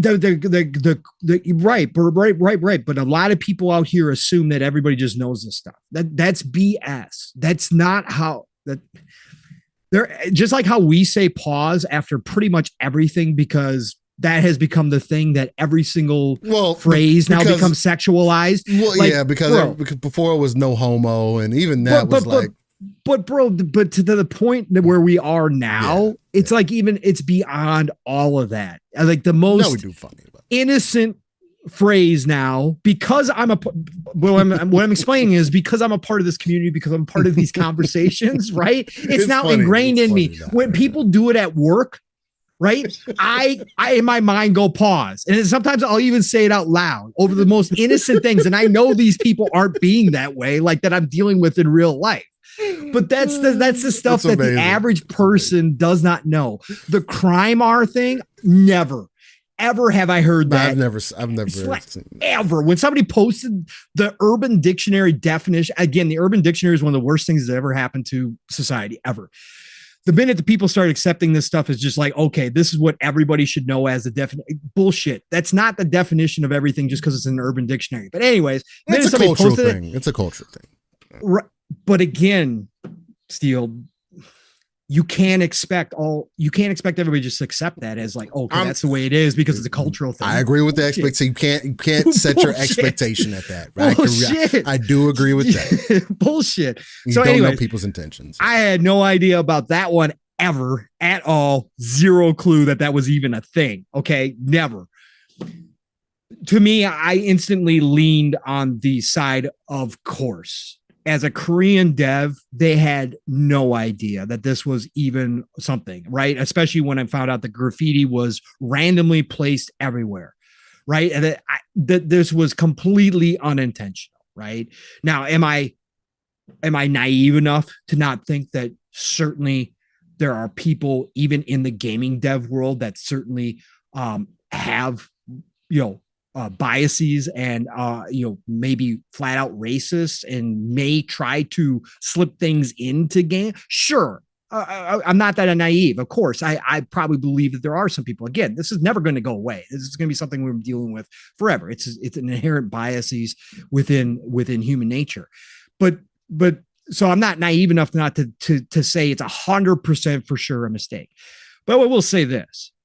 Like, if you're going to try to slip something in 2024, Steel, to do it in this manner in 2024 and not think that anybody was going to pick up on it, that would be extremely naive from whoever it was that decided to do that. Okay? Because there's no way you're slipping that into a video game in that fashion with big, first of all, neon R shop and then huge graffiti that says hard right next. Like, there's no way you did not know you were going to get caught if you did that, like in this day and age, right? So again, I lean on the side that it was unintentional. If people want to have a conversation about it, that's fine. I have a conversation about it. Obviously, they patched it out right away. Now, again, we have some other thing that I had no idea was some kind of slang somewhere in the world put in there. But again, I just think that I think it was, I'm not going to tell anybody. I guess I'm hypocritical when I say that, because so I shouldn't probably say that, because I'm not going to tell anybody, but then I call people out nowadays for being soft and for being extremely sensitive to everything nowadays. And I think we're just going further and further to the point where you're going to have to censor everything, and we're just going to have the most bland shit of all time, because you have to censor everything because it's going to offend somebody somewhere in the world. And I don't want to see that. Again, I'm against all censorship. So you want to have a conversation about it, have a conversation about it. That's fine. You want to speak how it makes you feel. That's fine. Obviously, free country, go for it. Speak how you feel. Am I going to necessarily agree with you that this was an intentional thing by those devs? No, I'm not going to. And it has nothing to do with me personally. It just has to do with understanding that not everybody gets it. And again, it's too obvious. It's way too obvious. There's no way somebody tries to push that through. For me personally, that's my opinion. As far as the censorship goes on the close, this is weird. This is strange. I was in the DMs with Steele yesterday about the actual closed censorship, and now we know that the blood has been censored as well.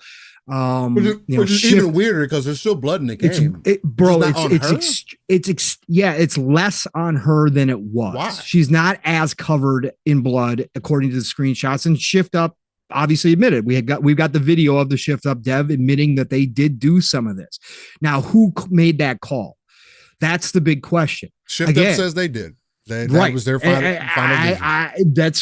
It is what it is. But still, what I will say is it's bullshit that you advertise. And again, I have zero problem with how they advertise their game. I have zero problem with the sexiness. I have zero problem with anything that the Shift Up has decided to do.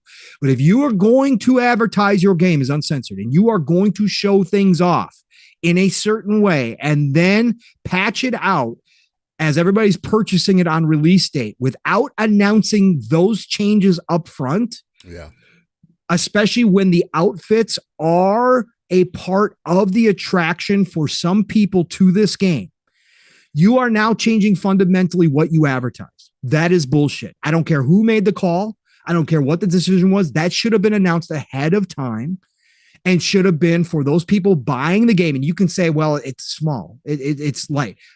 That's fine. But there are certain people, and again, every consumer has a right to know what they're getting. Mm-hmm. That change certainly could have pushed some people from buying your game and should have been announced up front. And Again, this goes into a bigger discussion about bugs. This goes into a bigger discussion about the performance issues that we see on games. Should those things be announced upfront prior to patching out? Some of this stuff can't be caught. So where's the line drawn? But in this case, with very specific examples of stuff that the devs can control and did control by going back and redesigning, that should be announced prior to purchase date.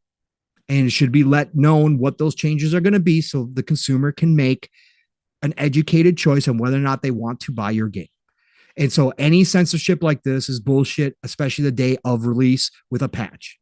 Again, do what you want with your game, but don't advertise it one way. Don't say it's coming completely uncensored and then do it yourselves and say, yeah, we made the choice. This was our decision. This was the original vision. Well, no, that's not the original vision because you didn't your original vision would have been what you put in the demo. You made a choice. Yes. And if it was your choice, great. But that should have been something you forewarned all your potential customers that you were doing prior to the day of launch and prior to the patch. So, I guess that's where I stand with everything.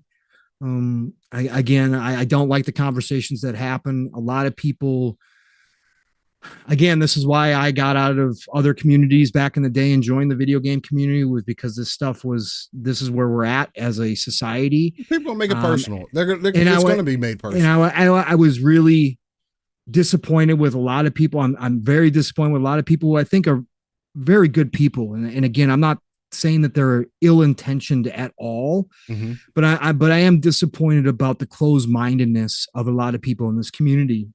To not be able to have open discussions or to, again, it's funny that this is in video games, but of course, politics, religion, and everything seeps into everything we now have.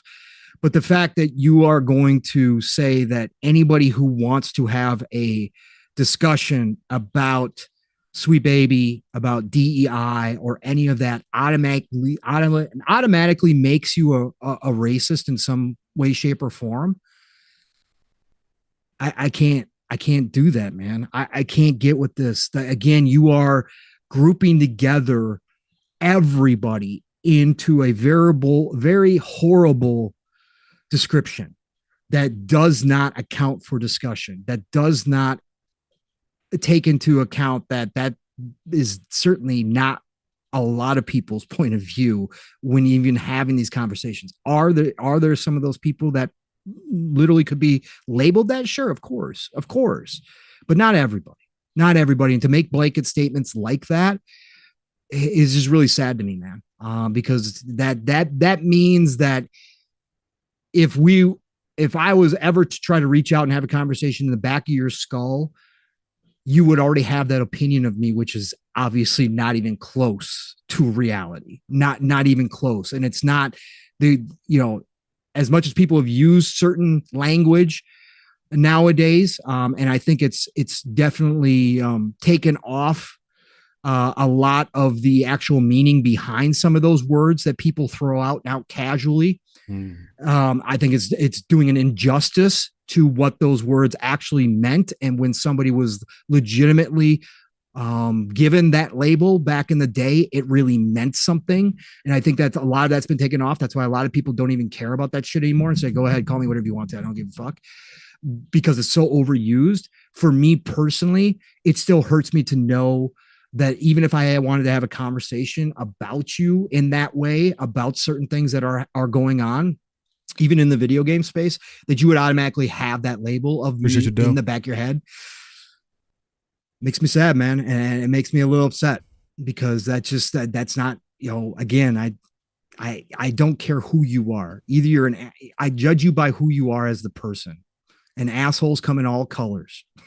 Okay. Yeah. And so do good people. That's true. And again, having a conversation about something, there's not to steal Doc Dark, but there's levels to this. Okay. There are levels to this. This isn't a good, evil conversation in a lot of cases. This isn't a black and white conversation in a lot of ways. There's a lot of in-between stuff, and there's a lot more going on, even in the video game space, with a lot of this stuff than that can't just be, oh, it's this or it's this. No. There's more to it. So without deep diving without getting down into the rabbit hole. This isn't, this isn't that type of podcast. That's where I stand on all this stuff. So again, glad that they made the changes they needed to make. Obviously the conversation was reasonable for a lot of people. And, obviously that kind of mistake, it obviously upset enough people. Change it. That's fine.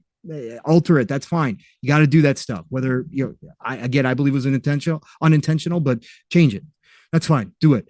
But the other stuff, I don't like it all. I don't like how it was patched out without telling the consumer what was happening. And to me, that's bullshit. Yeah, I mean, the lack of communication is always going to be the problem first, more than anything. The reason why you're doing certain things. The main thing for me, and I guess maybe because I have had a diverse life, and because I am also multicultural, of course, I mean, for me, I identify as Black.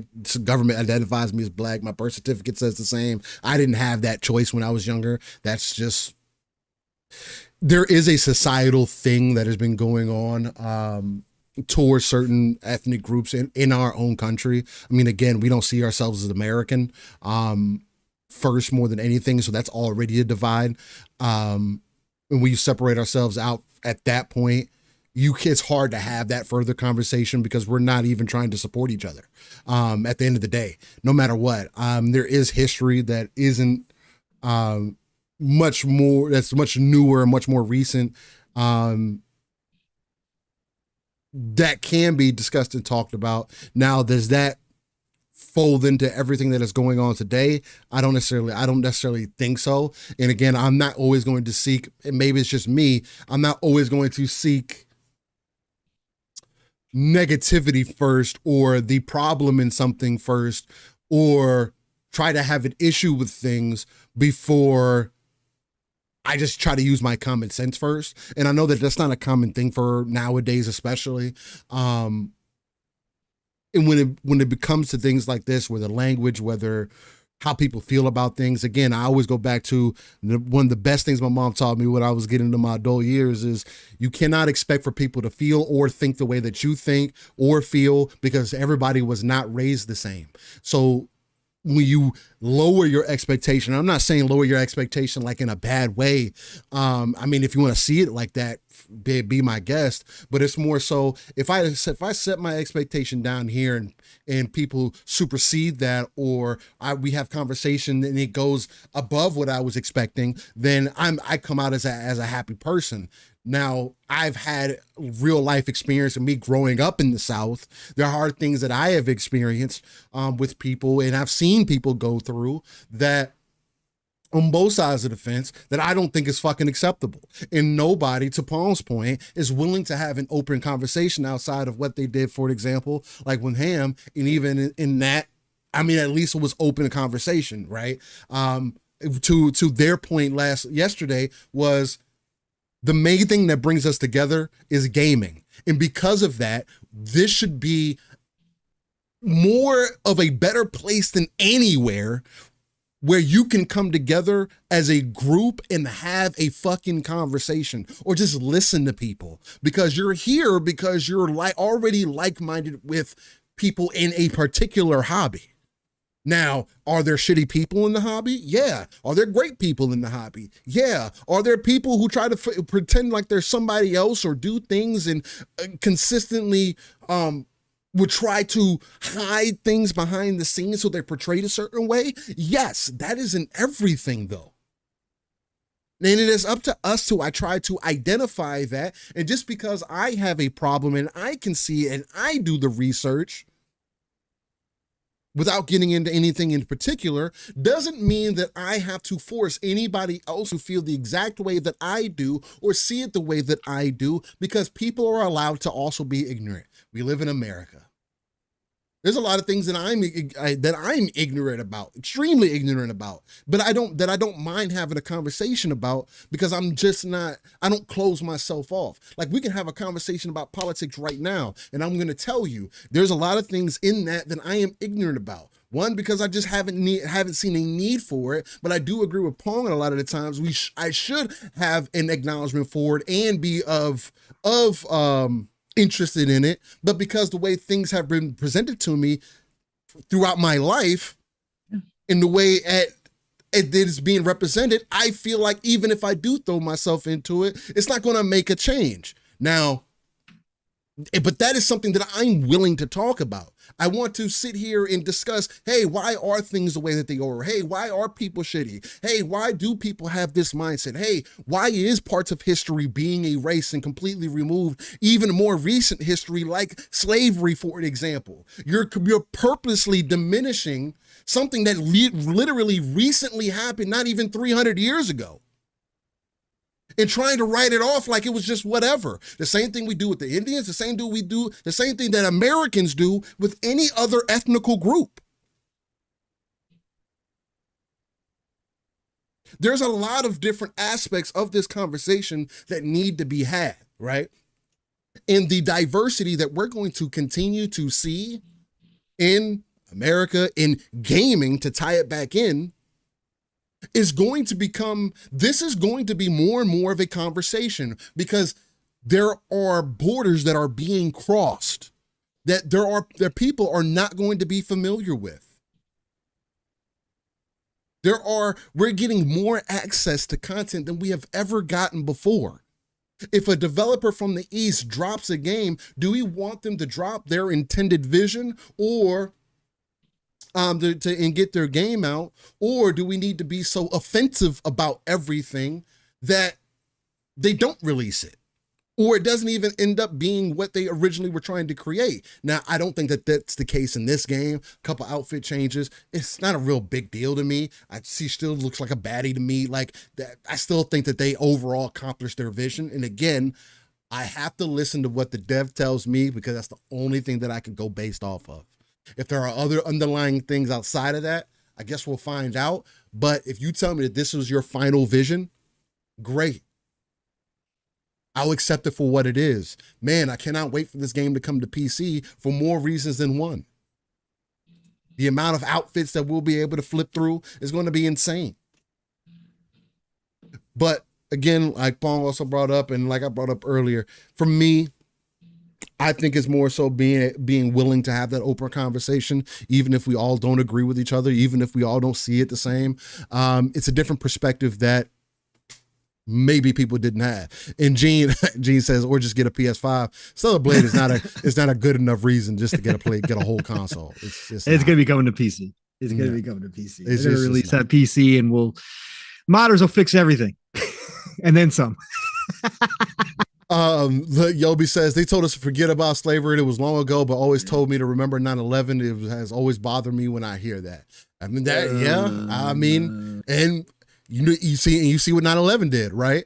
It made us literally judge an entire group of people based off of what a terrorist group did. And also, that's also a nuanced conversation. There's a lot of underneath there. A lot of self-sabotage, I think. It's not nuanced. We were showing exactly. It's proven, but it is now fact. It has been proven.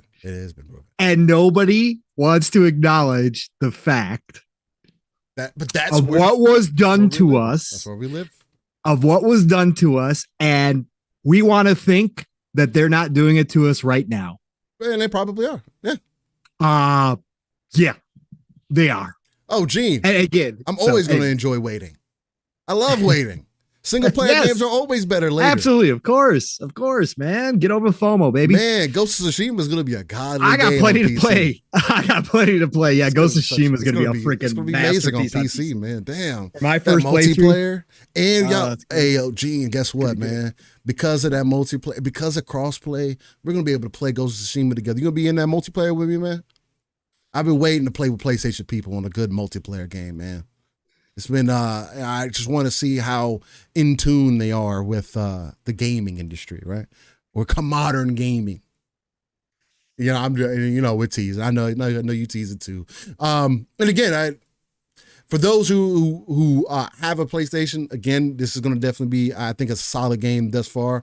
Gene said he's going to be in there. See, we're locked in. Ghost drops next month, Yobi. I don't remember the exact date. May the 10th, I believe. Perfect. Yep. I'll look it up right now, but yeah, I do believe it's May the 10th. PC release. It is. Oh, come on, bro. Yeah, I'm gonna be in there. I'm gonna play that, get that multiplayer. I'm gonna get that story knocked out and then jump in that multiplayer. I want to see what's good with that. Jasper says, was Dragon's Dogma solid on launch? I thought it was. It did have performance issues for sure. Even on a 3080 Ti, as an example, 1080p. May the 16th for Ghost of Tsushima. May the 16th. Yeah. Even on a 3080 Ti, I was having some heavy dips. Right now, it is way better than it was on release as far as performance goes. So, but Dragon's Dogma 2 was amazing. I love that game. Yeah, Jasper, you obviously know I'm running all AMD. It was the first, I started messing with stuff because of performance issues. It was very inconsistent. I actually just wound up. Again, you know me, Jasper. I ain't fooling around too much. I started fooling around and I was like, screw this.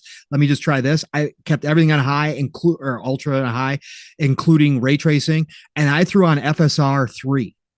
And I got almost lock 60. There are times where it does dip in the cities into the 50s, but otherwise I'm a lock 60 pretty much everywhere. And actually FSR 3 is pretty damn good. Again, I don't notice the stuff that other people notice. Stuff that other people are bothered by. I've seen the graphical, the little pixel flashing and that kind of stuff that people complain about with FSR from time to time. But overall, I've been extremely happy. I've just left it on that FSR 3 with everything else on full blast, and I've been fine. So at 4K on my OLED.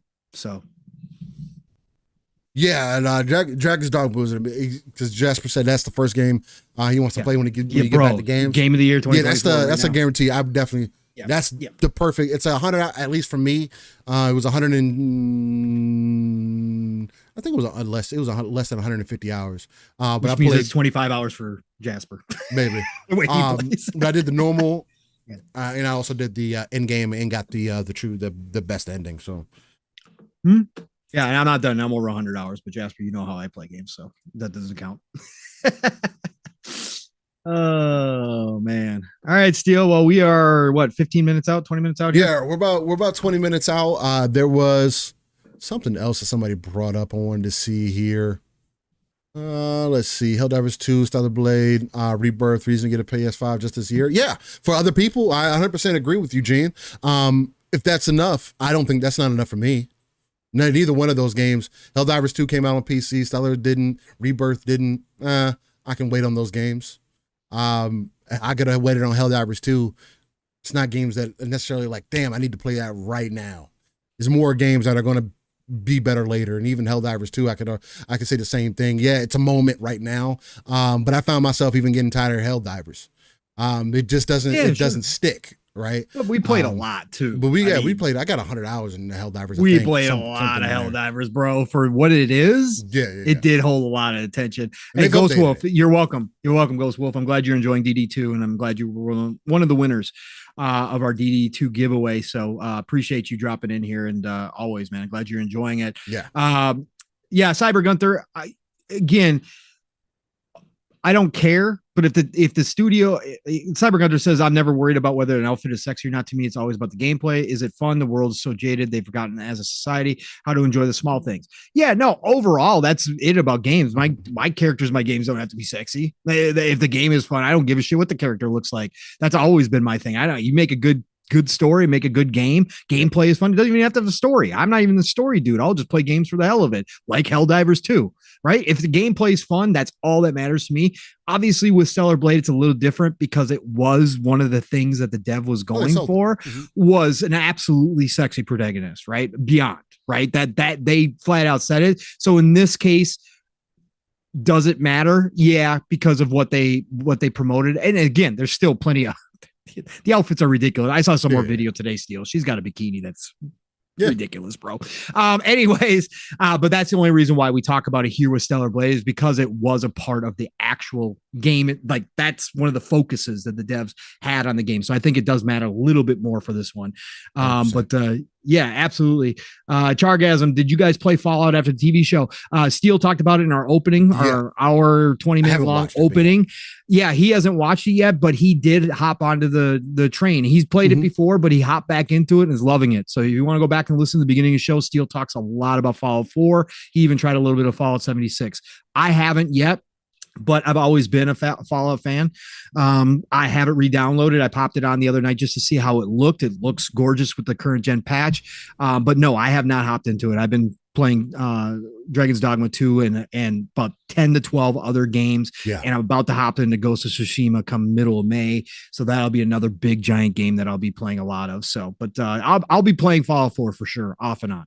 Yeah, Ducato, I agree with that. Fee says Fallout 76, no matter what you do, it just looks like. Yeah, I don't know if it's just because because it's a multiplayer game, why it's like that. I don't know. That's weird. Ghost Wolf asks, hey, I've been hearing people say they accidentally beat Dragon's Dogma 2. What do we need to watch out for or stay away from so we don't accidentally beat it too early? I personally don't get why people say that. That makes absolutely no sense to me. I think it's extremely obvious when you're getting closer to the end of the game. Maybe it was just me. So I wouldn't be able to effectively answer that question. The only advice that I could give you is that I hope that you're playing the game and reading the dialogue or listening to what the people are saying. I mean, it's kind of the point of the game. I mean, it doesn't have the most dialogue ever. But as long as you're paying attention, you'll never be confused about if you're at the end of the game or not. I mean, the whole point of the game is to go fight the end dragon. It kind of tells you that that's what you're about to do towards the end. That's not the secret. Yeah, that's not a secret. That's not a spoiler. That's not the. That's Dragon's Dogma. So that's what it's about. Yeah. So, like, I don't know. I didn't run into that. I would definitely say continue to explore. From exploring, you're not going to run into it. You have to progress the main mission. To get to the ending. It's not an accidental thing. Now you can miss the true end game. Like if you don't know or weren't paying attention necessarily, there are things that you can miss. That is very honest, but honestly, I think it's intended for you to miss. So you kind of rethink of how you want to do it or maybe go about it, or, hey, what are some additional options? There are certain things in the game that come off as, oh, maybe this is a second game playthrough kind of thing, unless you are able to figure out the first time. Like the Sphinx quest line. I don't think that quest line is meant for you to beat the first time, though you can, if you could figure everything out. I did. So there's that. So I guess it just depends on your aspect of it. We do have about 10 minutes left here before we got to give it a hard stop. Xbox financials, man. Real quick, the hardware sales are down 31% year over year. I believe last year it was also down 30%. I mean, Xbox is just getting out of the console hardware business. Oh, they're being deceptive, Steel. They're being deceptive, according to IGN. Burn. Just continue to burn, IGN. I'm glad you got community noted. Again, anybody who says that they're... I'm sorry. If you say there's not an Xbox tax, I'm sorry. There absolutely is. It's the language that's used. They own ABK, IGN. And whether you guys like it or not, ABK is first party. The money coming in from ABK is now Microsoft and Xbox money. That is in their total numbers, whether you like it or not. That is a fact. It's not being deceptive. They are now a part of the gaming umbrella for Xbox. Therefore, whether or not you want to say that ABK is the only reason why they showed growth does not matter. That's why they paid $70 billion. Okay? They have the numbers. The numbers are, this is a fact. This isn't a feeling thing. The numbers are facts. Now, can they play with the numbers? Absolutely, of course. Every company plays with numbers. Okay? Again, I know when Nixie hates I say that, but again, it's the truth. If you've been in the corporate world, they do. But anyways, the numbers are the numbers. ABK is owned by Microsoft, period. It's part of the Xbox gaming division, period. End of story. The numbers are what they are. Now, can you dissect those numbers and say, okay, well, without that, sure. Does that mean that Xbox saw a dip? Of course. They haven't had any new releases. Right? At all. So their new releases are coming the second half, starting in May with Hellblade 2, right? So they haven't had any first-party new releases. So absolutely, of course. And we know Steel, we've discussed this. Mav and I talked about this on Thursday too when we crossed over these numbers.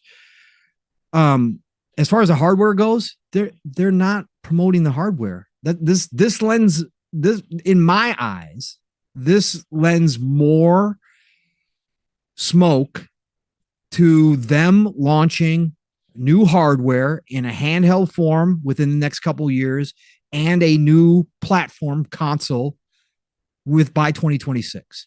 They are not promoting the series consoles like that anymore. They are not in that race anymore. They have stepped out of that race. Does that mean they're exiting the hardware business? No, we already know they're doubling down.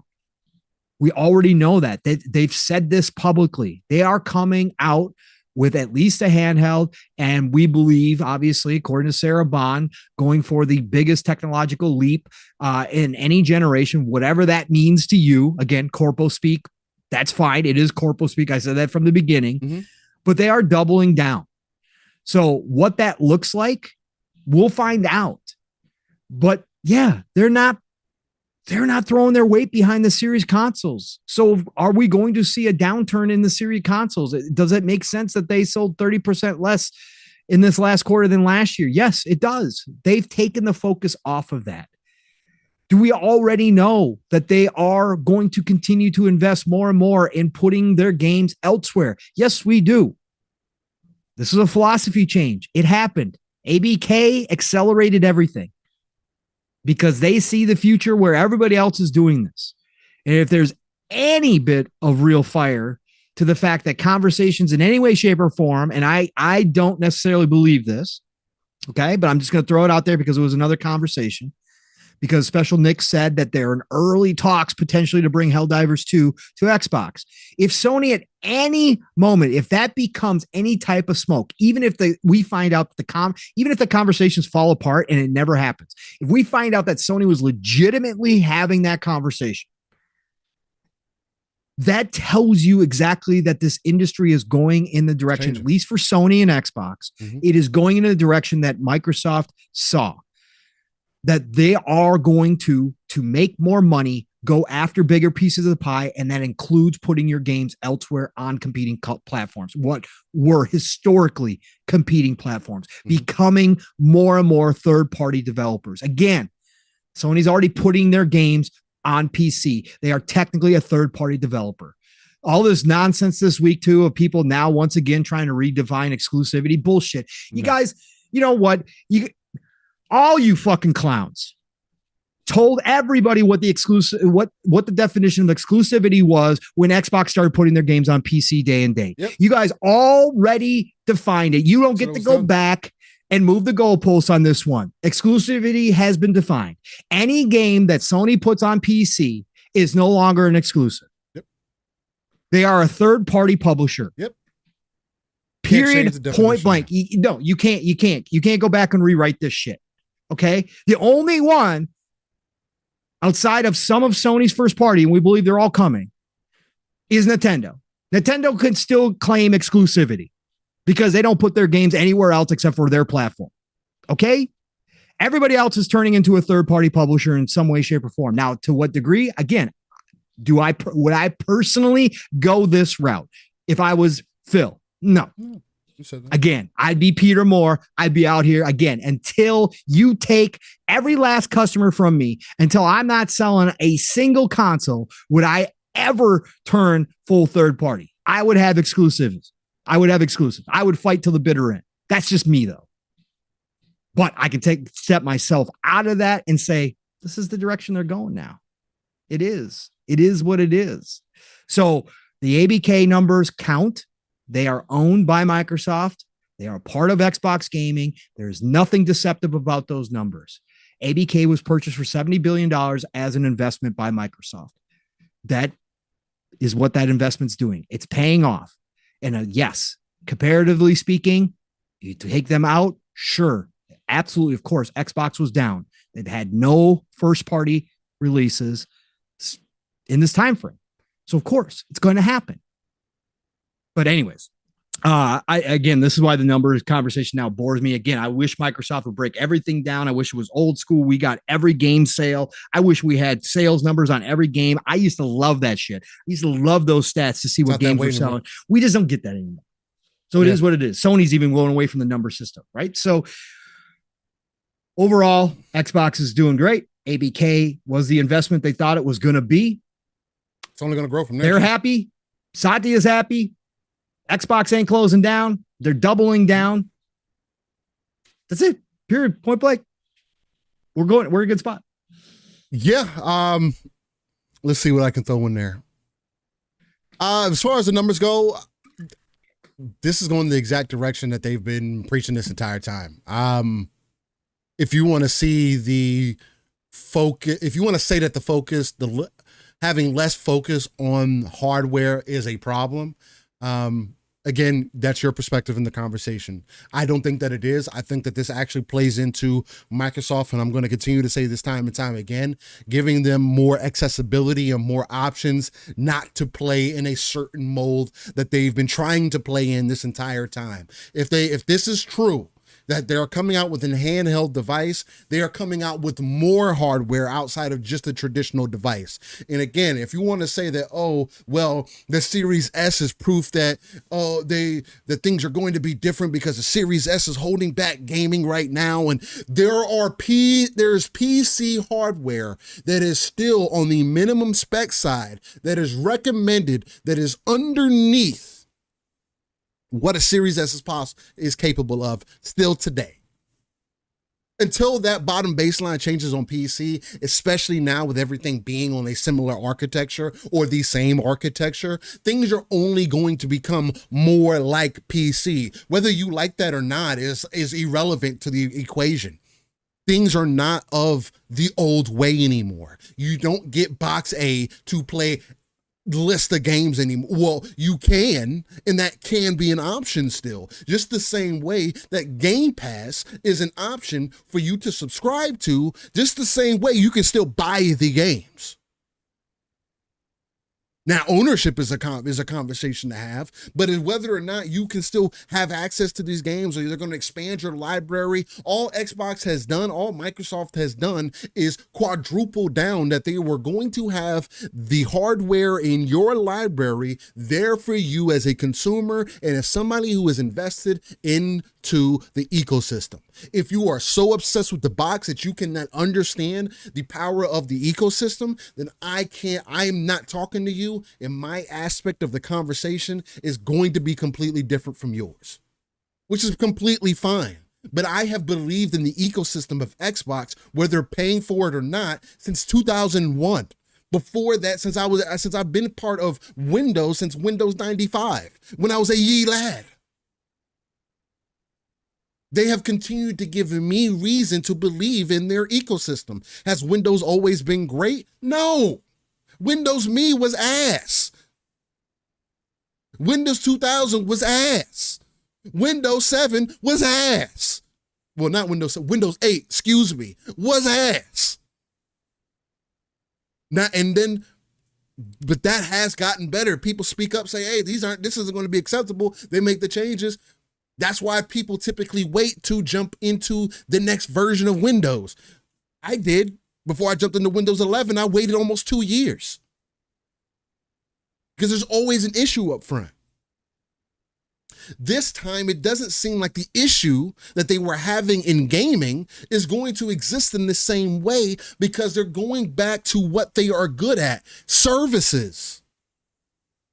While at the same time telling you that the hardware is not going anywhere.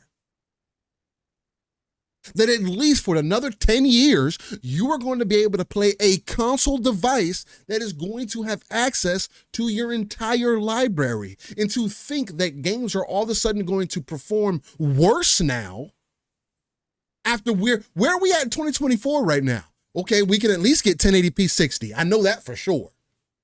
So are we going back? We're not going to get this moving forward? I mean, I know some games do 980p at 60 frames. There are some games that are like that. But if that's the case, Don't we have other things to worry about versus, oh, things need to be visually impressive to me? It's not even the end of the generation yet. I made this point because I went on a podcast earlier this week with Ham, and we were talking a little bit about the Xbox hardware future and whatnot. Last of Us, a game that is in my top 5 games of all time because of single player and multiplayer, came out at the bottom half, not even the bottom quarter of the PlayStation 3 generation.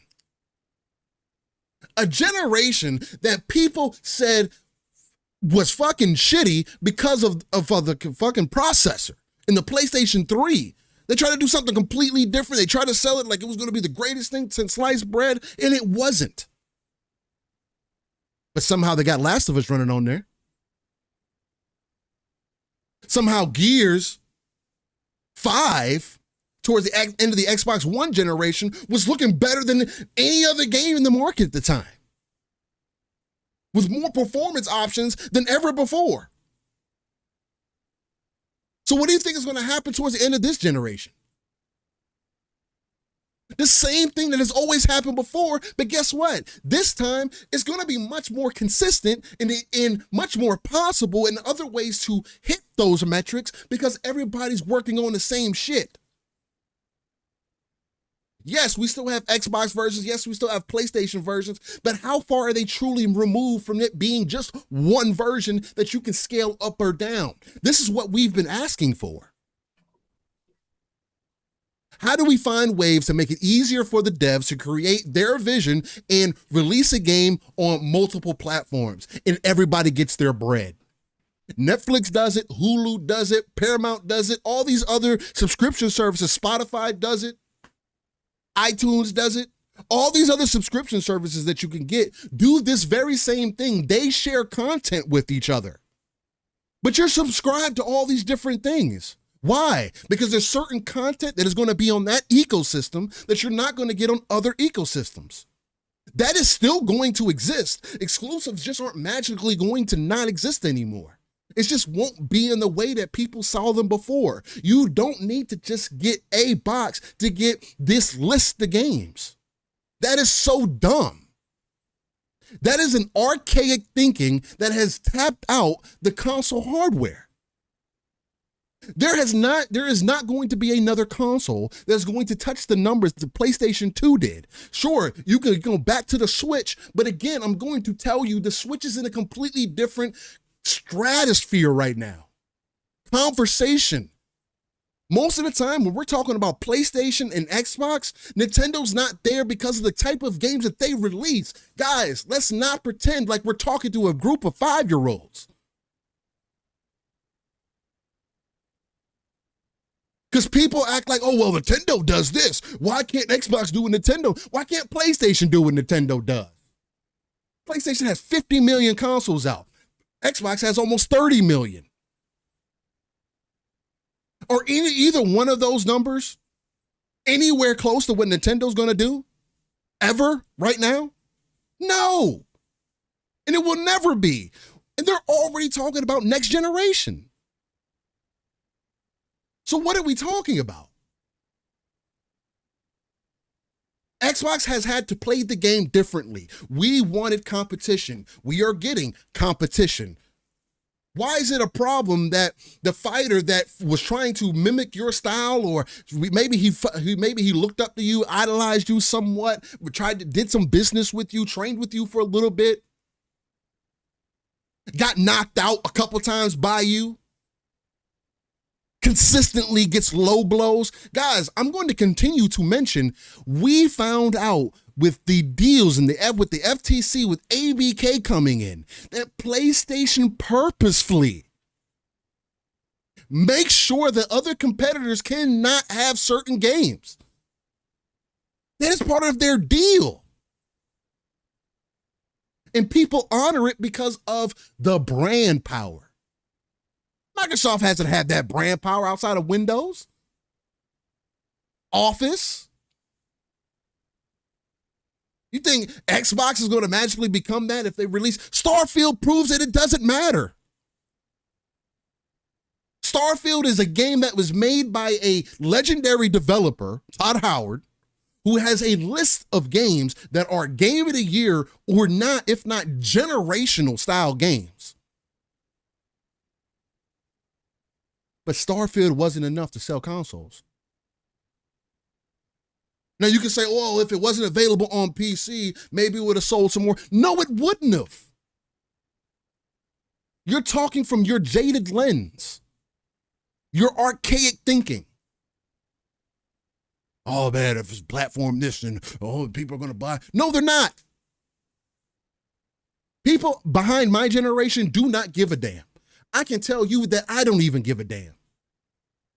I care about access. I care about what is benefiting me as a consumer. What is giving me reason to invest as a consumer, because I care about the games.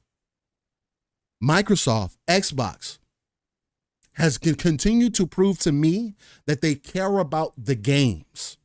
Now you can say first party and they didn't release all these things. Guys, 2017 to now, how many years are we in? 7? Mm-hmm. Isn't that the average dev cycle right now for games? Oh, not quite. I mean, four to 6. It has turned into 4 to about 7 years for you to develop the games. Jesus.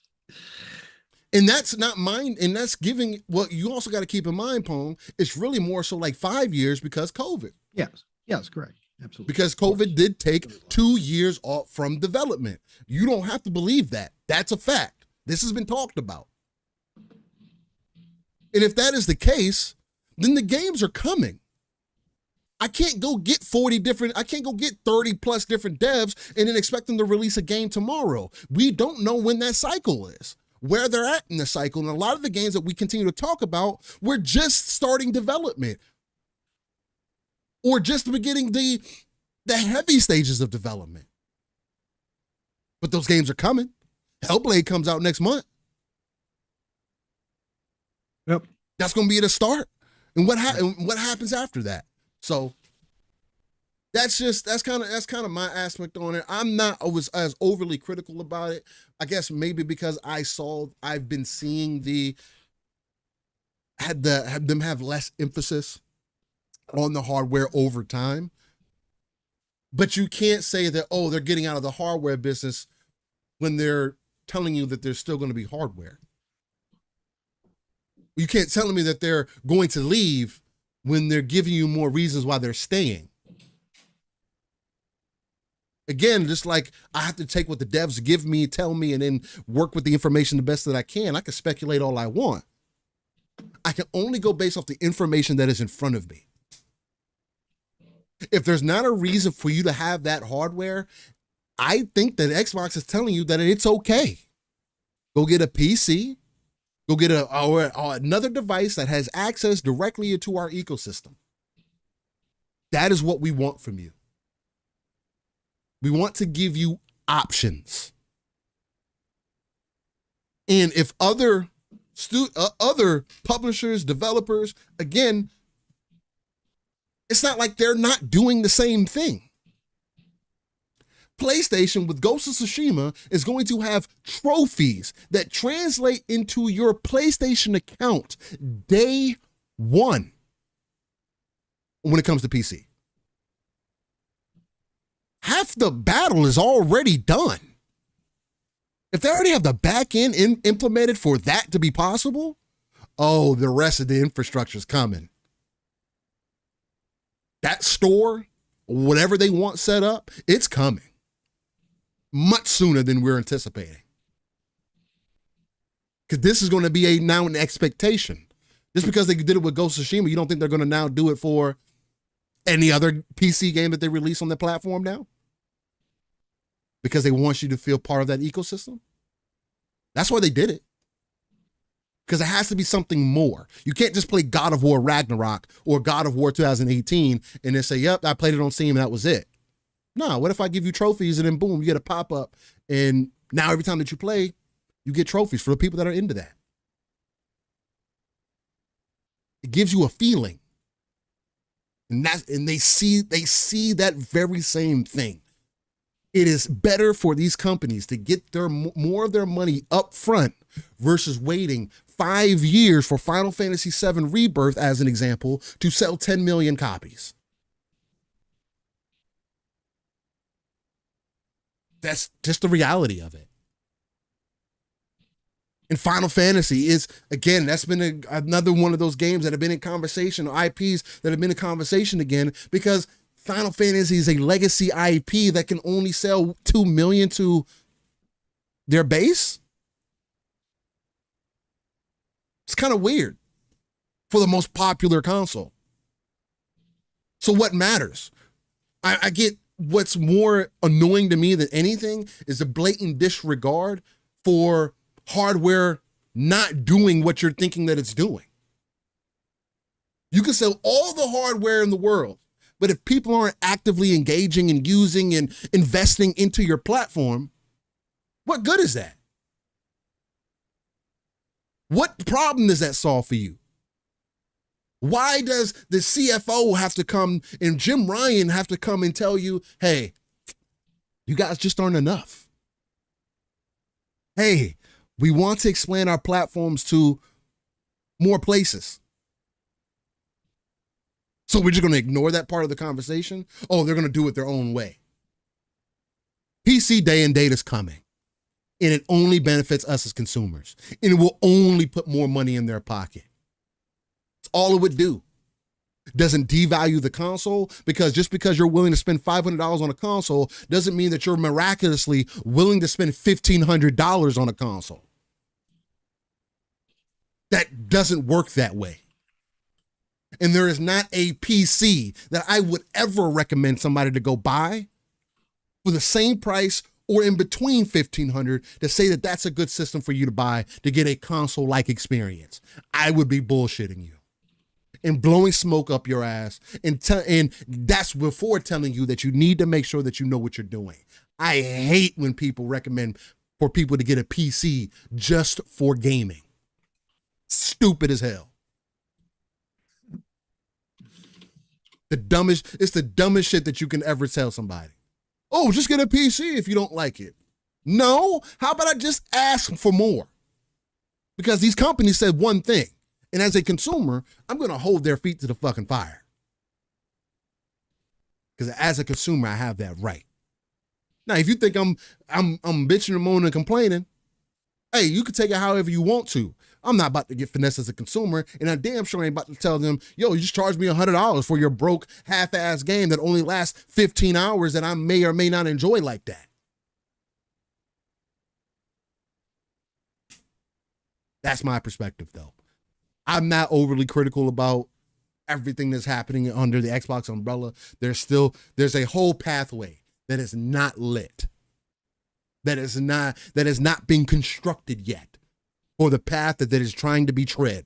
And again, I want to reiterate, I don't know if this is the true way for us to move into the future. Game Pass, the digital, things being accessible everywhere. I don't know. What I do know, it has been proven time and time again that they are making more money up front than they ever were previously, especially on the Xbox side of things, having people invested in their platform. It is up to them to get more people into their platform if they see this as a benefit to them. If it changes, then so will I, because I care about the gaming industry. I want Gears, Halo, Last of Us multiplayer. I want my combat intensive games, my real-time action games, MMOs. I want more people to see reasons to get invested into the gaming stratosphere, because this industry is so much more important to me, in my belief, than TV will ever be. Because the emotion, the attachment, the personality that this form of entertainment has and can give, and perspective that TV just doesn't do. It's a form of a medium that I will continue to advocate for, and then I would continue to, as a consumer, speak to what my best interests are. Know who you are, not only as a person, but at least know who you are as a gamer.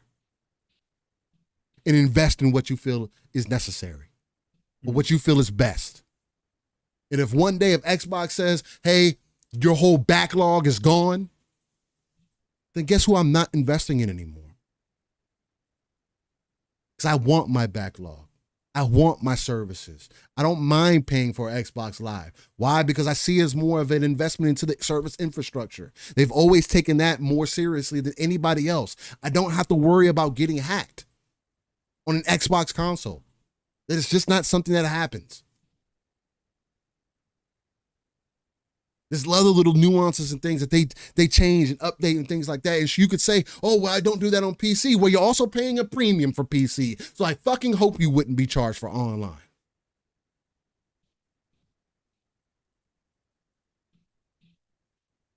That's my perspective on the entire thing. I'm not going to shoot Microsoft in the foot, shoot Xbox in the foot, say that Phil Spencer is the dying banner for Xbox, and if without Phil that nobody else gives a damn. There's too much money to be made in this industry to think that, to feel that, to believe that, for me not to see that you still have to have a certain amount of effort to see success in this industry. And we still have the most accessibility and most say in the industry, so we should continue to speak out and tell people how we feel. Whether people see that as bitching or not, it is let the corporations dig through the bullshit. They hire people to look through this stuff. People get paid to find out what is good critique and not. Or if they want to use AI to do that, hey, let them do whatever they need to do. Let them prove to you why your dollar is worth it to them. And if you don't have that reason, then fucking sell your Xbox. Delete your Xbox account. Delete Windows. Go full Linux. Download a Mac OS. Do no longer use anything that Microsoft is part of if you really are bothered that much about Microsoft's direction. Are you willing to do that? Probably not.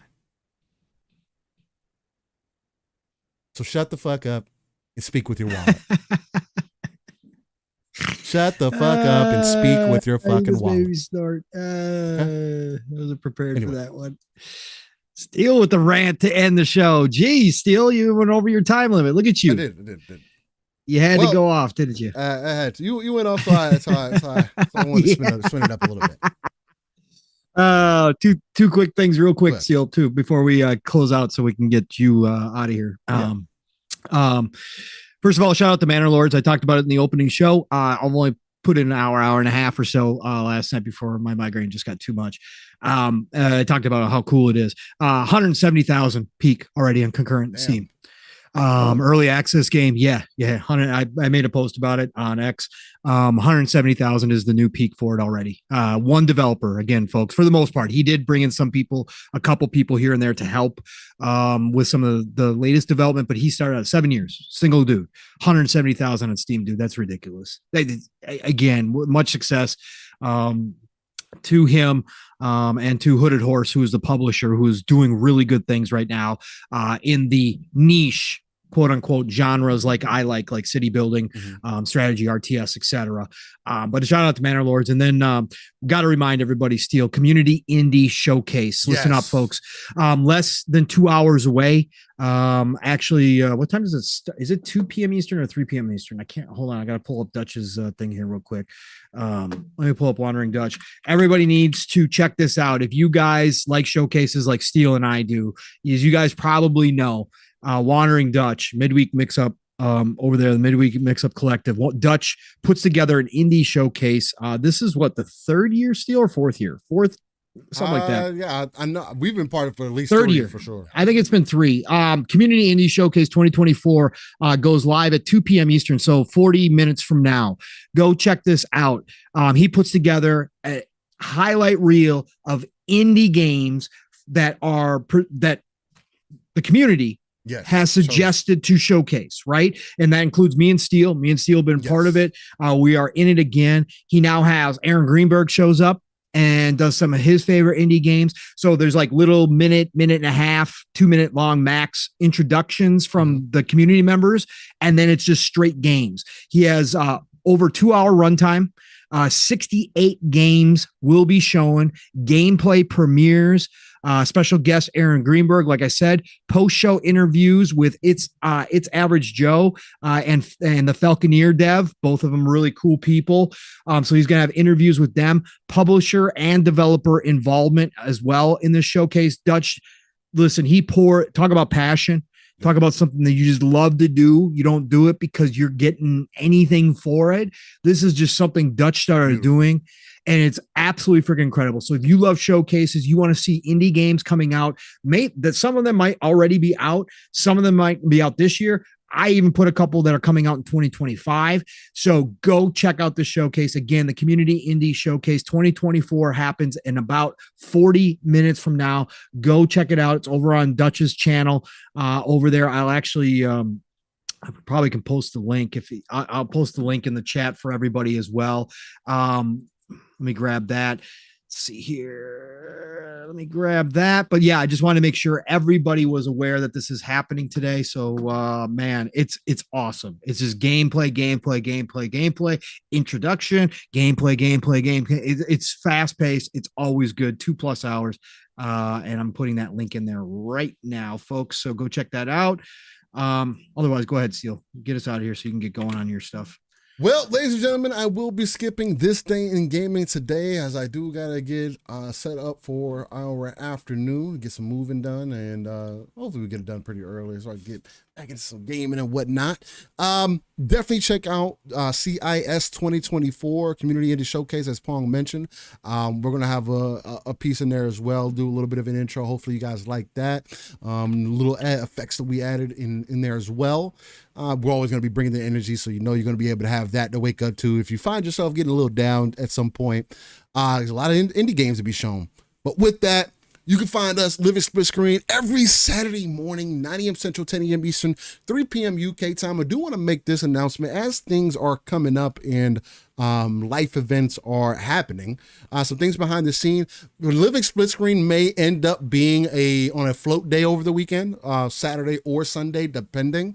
Especially as I at least get started with whatever new company I end up being part of or whatever work that I end up getting into. So just something to keep in mind. Still going to be a weekend show, but I do want to let people know up front.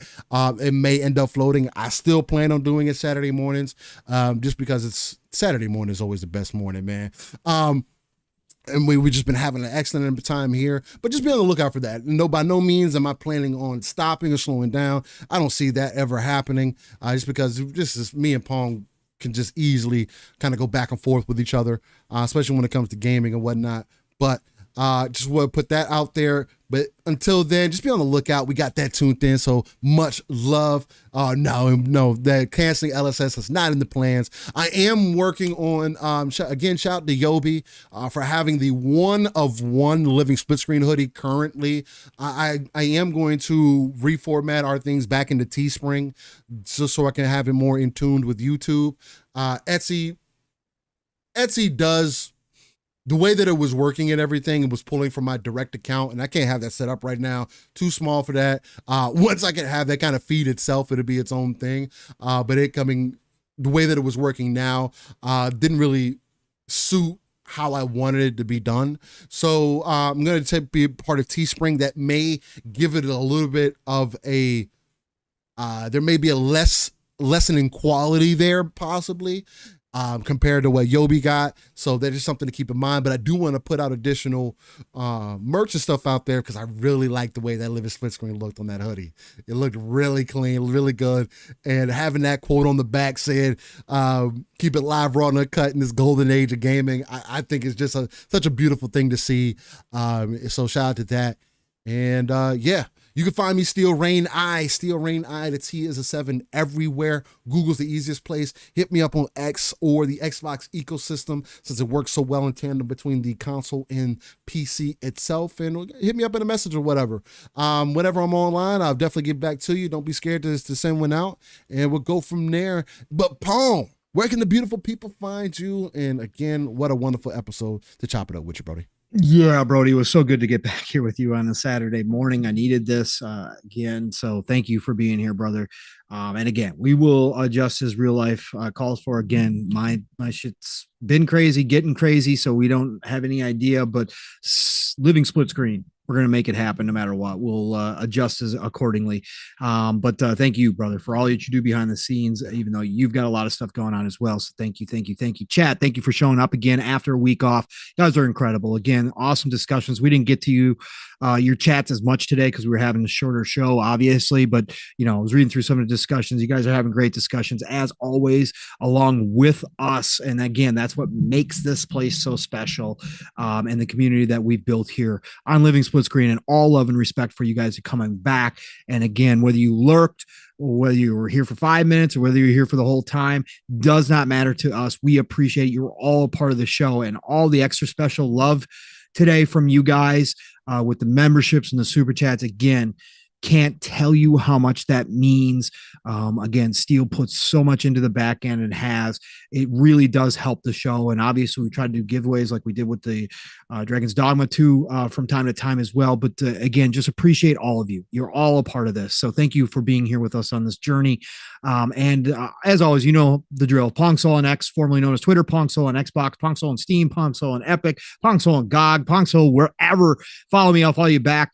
Other than that, tonight, as of right now, PTK has been dealing with some stuff, and don't know for sure we're going to have the shop, but as of right now, it's not canceled. So the shop podcast tonight, obviously keep your eyes peeled. If we do have something else going on, if he has to call the show, he'll probably put out a post about that. We'll let you know. But the shop podcast should be tonight, 9 p.m. Eastern, 8 o'clock Central Time, PTK Blam's channel, where it's Blam, Fuzzy, myself, and usually a guest or two pop in. Who knows? Again, PTK's got some weird stuff happening this week, but hopefully he's getting better. He said he was getting better, so we'll see if that goes down tonight. Otherwise, listen, Tuesdays, Xbox Factor Podcast, Double Barrel Gaming. Mr. Boomstick is the man. Got to be there for all good things green, 12 p.m. Eastern, 11 o'clock Central Time. He goes 5 days a week, but Tuesdays, man, got a little special place in my heart for that one. So Xbox Factor on Tuesdays. And I will actually have an extra show this week. Pixelated Echoes from my brother from another 3-bit and Fuzzy. He's having a special show Tuesday night. I believe it's either 8 p.m. Eastern or 8:30 p.m. Eastern. I'll repost it here. So 8 or 8:30 Eastern, 7:30 Central Time on Tuesday night. I will be on Pixelated Echoes along with Royalty, because Lord Cognito, that's right, Cog is going to be on there. We're going to have a fantastic time. Haven't talked to Cog in a while outside of DMs here and there. He invited me on Iron Lords again for Easter, but unfortunately I was going to be at Mom's, so that didn't work out, obviously. But I haven't been able to chop it up with Cog for a while. So we're going to have a great time on Pixelated Exos Tuesday night. So be there for that. And then, of course, Thursday, back at it for regular podcasting with PM and the PM Pong and Mav and the PM over on the Fun Speculation Network. That's right. We go live at 7 p.m. Eastern, 6 o'clock Central Time. PM and the PM every Thursday night, and then Friday nights Xbox Ultimate, where the family gets together. Again, I had to skip this week, but I'm normally there. But Friday nights you got to show up anyways. It's Mav and the family. We have lots of laughs, talk a lot of good talk though. 10 p.m. Eastern, 9 o'clock Central Time every Friday night for Xbox Ultimate, and then God willing, be back here with my brother right here, Steel, for another episode of Living Split Screen. Listen, y'all, it's the golden age of gaming. Please just start playing some freaking games. I know all year in the chat, you guys are all gamers. Play those games. Play what you love what you play. And I'm going to talk to you all real soon. Steel, get us out of here, brother. Ladies and gentlemen, boys and girls, I want to say thank you for coming out to Living Split Screen. Shout out to everybody in chat. Decado, I will not be signing up for the First Descendant tech test, mainly because I'm already sold on the game. I wanted to release.